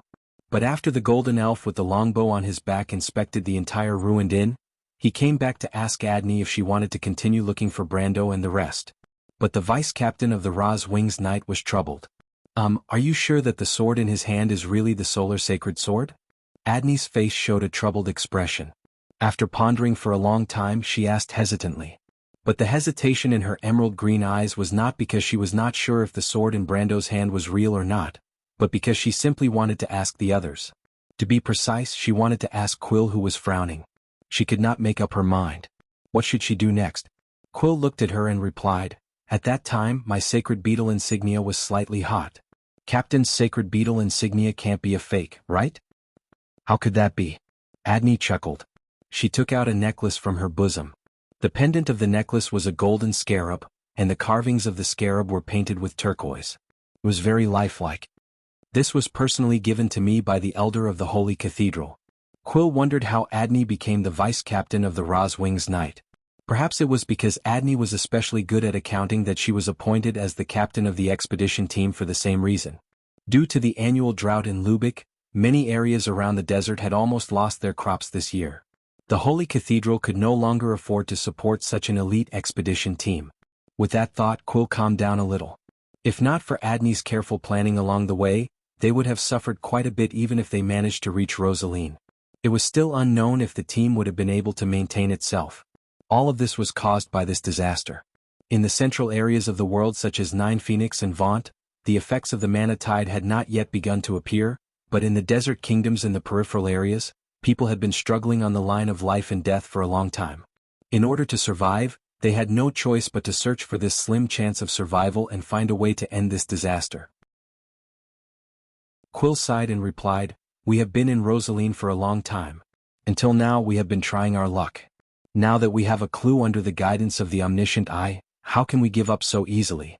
Do we really have to return to Lubeck, tell everyone that the plan has failed, and then let the Holy Cathedral lead the people to migrate to the north?" Hearing this, the knight silently showed a serious expression and did not speak. "How can that be?"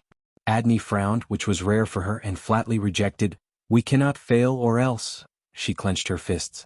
Lubeck was a kingdom built on oases of various sizes in the desert. What kind of experience would it be to leave an oasis and migrate to the endless desert? While legend said that the north was a paradise, the truth was that no one had ever been there. Most of the time, migration meant death. Countless people would die on the way. That was not a set of data recorded on papyrus, but a living person. Adney had seen towns and cities that were in dire straits due to food shortages. The entire city had lost all order in a short period of time, and the humans had turned into beasts. Strong youths, or rather bandits and robbers, had become the masters of the fate of others. The elderly were killed and women and children were turned into commodities, or even food. She had also seen towns and cities that were forced to migrate due to the disappearance of oases. Entire tribes died on the way, and the entire southern part of Lubeck seemed to be slowly but surely disappearing. Under the pressure of the calamity, the cultists took the opportunity to spread rumors that their one true god would save Lubeck at the moment of the apocalypse. The people were bewitched by the cultists and caused chaos everywhere, making the already unstable kingdom even more difficult to move forward. When Adney had become a knight, she had sworn that she would not allow such a tragedy to happen again under her own sword. Thus, she had managed to convince the elders of the Holy Cathedral to send out this expedition team with great difficulty. Few people knew that for this reason she had not hesitated to sell the treasured sword that had been passed down in her family for generations to gather all the funds for this expedition team. Failure was not an option. At that thought, her expression softened. "I'm sorry, Quill. I know how you see me. Compared to Commander Taha, I'm more like a butler. As your captain, I may be a little incompetent. So, Quill, if you have any ideas, please let us know. I'll give you full authority." "Captain? Captain, you don't have to say that." The knight was shocked and hurriedly said so. Quill looked at her silently and nodded. "Captain, our goal is to find the Emerald Heart and let it become one with the sacred sword. After that, the elders will open the Holy Cathedral and summon the Emerald Staff. The Staff of Nature gave Lubeck everything, and I believe it can do the same today. In order to achieve this goal, we followed the Holy Cathedral's prophecy to the east, all the way to the land of Rosaline. After all, the Emerald Heart had disappeared for thousands of years, and no one had ever seen its true appearance before. It would be very difficult to find it. This was something that we had all expected.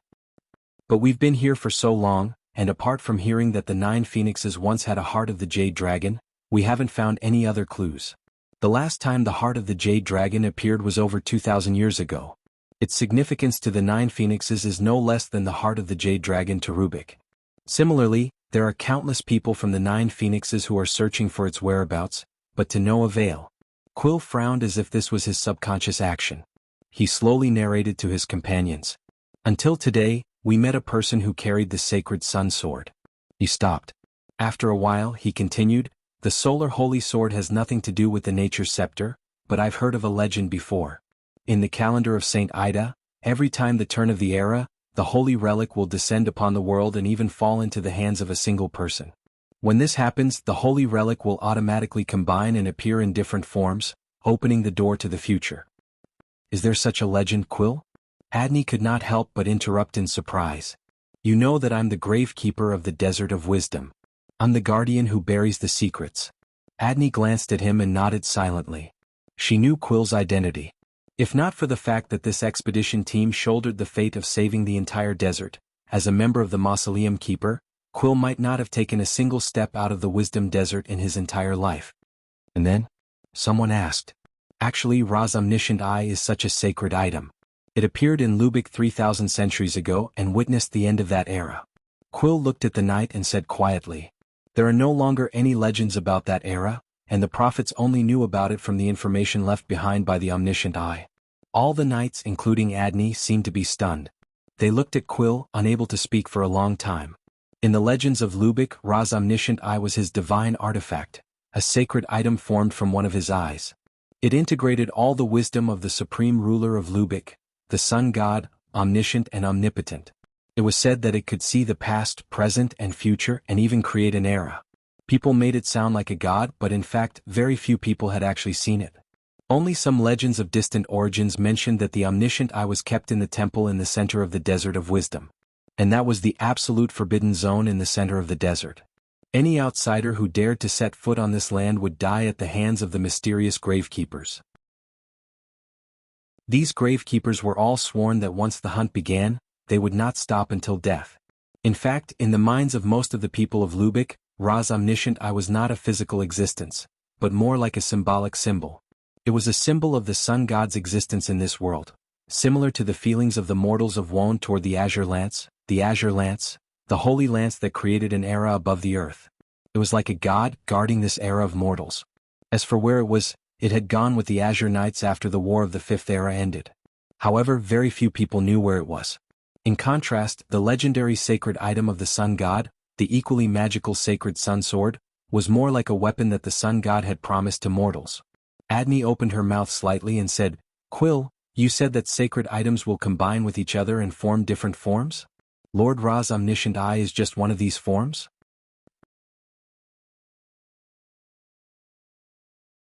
Chapter 12:28.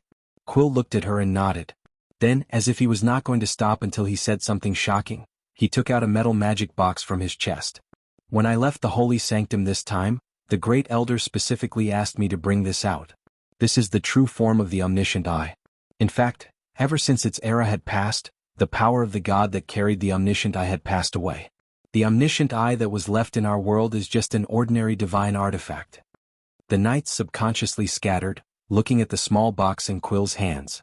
Although Adney didn't act so exaggeratedly, her emerald green eyes were still staring at it, unwilling to let it go.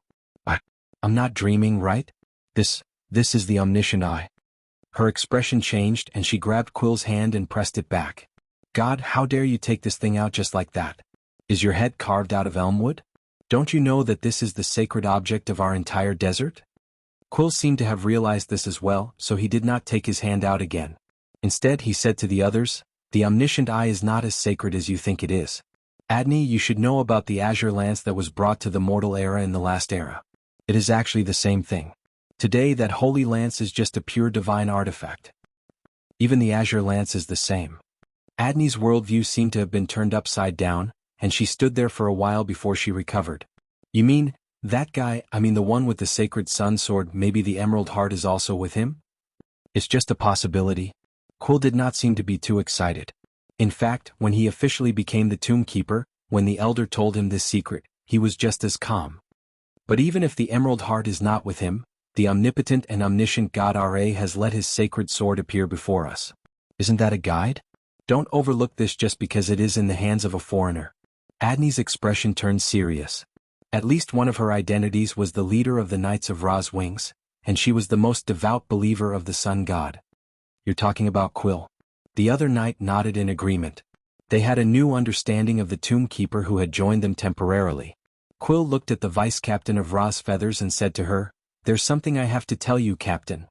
There are many reasons for a team to choose a leader, but Mr. Taha and the elders definitely didn't choose you because you spent all your money to build this expedition team. As far as I know, there are many rich people in Shaira who donated money, but the person who is now our team leader is you, not them." Hearing him say this, Adney couldn't help but be stunned, turning back to look at him. Quill didn't care about her expression and continued, "Mr. Taha trusts your ability, just like how we trust our captain. If it weren't for you we wouldn't be here, so please don't belittle yourself." That. Adney blushed, which was a rare sight. "Should I say thank you, Mr. Elf?" The knight immediately cheered in unison. But soon they had to admit that Quill was right. No matter what kind of person the person with the sun god sword was, they couldn't remain indifferent. Instead of questioning here, it was better to take action first. After all, they had to make contact, so it was necessary to find out where the other party had gone. Thanks to the elf's reminder, the knight soon heard that Brando and Phoenix Hua had gone to the West District after leaving the Storm Shadow Inn. Of course, they also had to thank Brando and Phoenix Hua for not hiding their whereabouts when they left, because it was both unnecessary and completely meaningless. While the knight went all the way to the West District to look for Brando and Phoenix Hua, Delphian was also looking for the whereabouts of something in Rosaline's castle. That thing was called the Mystery of Emerald. In fact, the Prime Minister's daughter wasn't sure if it was the thing she had imagined, but she believed in her judgment. Just like how she had sought revenge from Brando, Delphian rarely doubted that she would make a mistake. And the key was not whether she made a mistake, but whether she could see her own heart clearly. She knew that there were many people in this world who could not make mistakes or make fewer mistakes, but there were very few people who could follow their own wishes. At least, neither her grandfather nor her father could do it. That was why the Nidwin family had lost its former glory under the suppression of Her Majesty the Queen. Delphian was born in an idealized era. In the era she was born, the Cruz Empire had just finished its last few years of decline. The history of her growth was the trajectory of the fall of the empire from its most glorious moment. So she never believed in idealized things. Being too immersed in the glory of the past would cause people to neglect what was right in front of them, what they needed the most. That was why those colossal empires would react so slowly. Even if they knew that there was an abyss in front of them, they would still step into it with firm steps. With this thought in mind, the Prime Minister's daughter pursed her lips and opened the books on the bookshelf one by one. She didn't know magic, nor was she a natural thief with nimble hands and feet. So she could only rely on her own brain. She had already prepared 2 silk threads to pass through the pages and connect the books from top to bottom. She moved the books carefully, trying not to stir up the thick dust on the bookshelves. Every time she finished one of the processes, she would take out a dead mouse that she had already prepared from the pouch and cover its footprints on the book, pretending that these tiny rodents had passed by. She made a mask with a veil she had gotten from her room. First, she breathed in the fine dust, and second, she didn't choke on the smoke. But even so, the dust quickly entered her respiratory tract. Holding back the urge to cough, Delphine finished checking the last 2 books in the row on the bookshelf. At this time, every time a maid or servant passed by Lord Rosaline's room, she would carefully put down the work at hand and retreat to a dark corner. She had deliberately adjusted the position of the candles in the room to make this direction a blind spot. Although the servants were forbidden to enter this study without permission, she didn't let her guard down. After the footsteps of the servants passed by the door briskly, Delphian allowed herself to cough a few times. She knew what she was doing. Just like she knew the consequences if she was discovered. But from the moment she woke up on the bed here, from the moment she heard that voice telling her the secret kept in this castle, she knew that she would never regret it. She closed her eyes as if she could still see herself being hit by the azure lance, and then being sucked into the vortex. After that, the long experience seemed to have happened in an instant. Delphian gritted her teeth and silently recalled everything she saw in the darkness. There was the thing she cared about the most. It was also the thing she despised the most. It was her family, but it was also her everything. If I'm going to be destroyed, let me be destroyed before the Nydivan family, she said to herself a little hoarsely. I don't care about what grandfather and father care about. If I want to achieve this, I can sacrifice everything. Delphian rested for a moment. The damage caused by traveling in the spatial fissure was more serious than her weak appearance in this castle. It was far from recovery.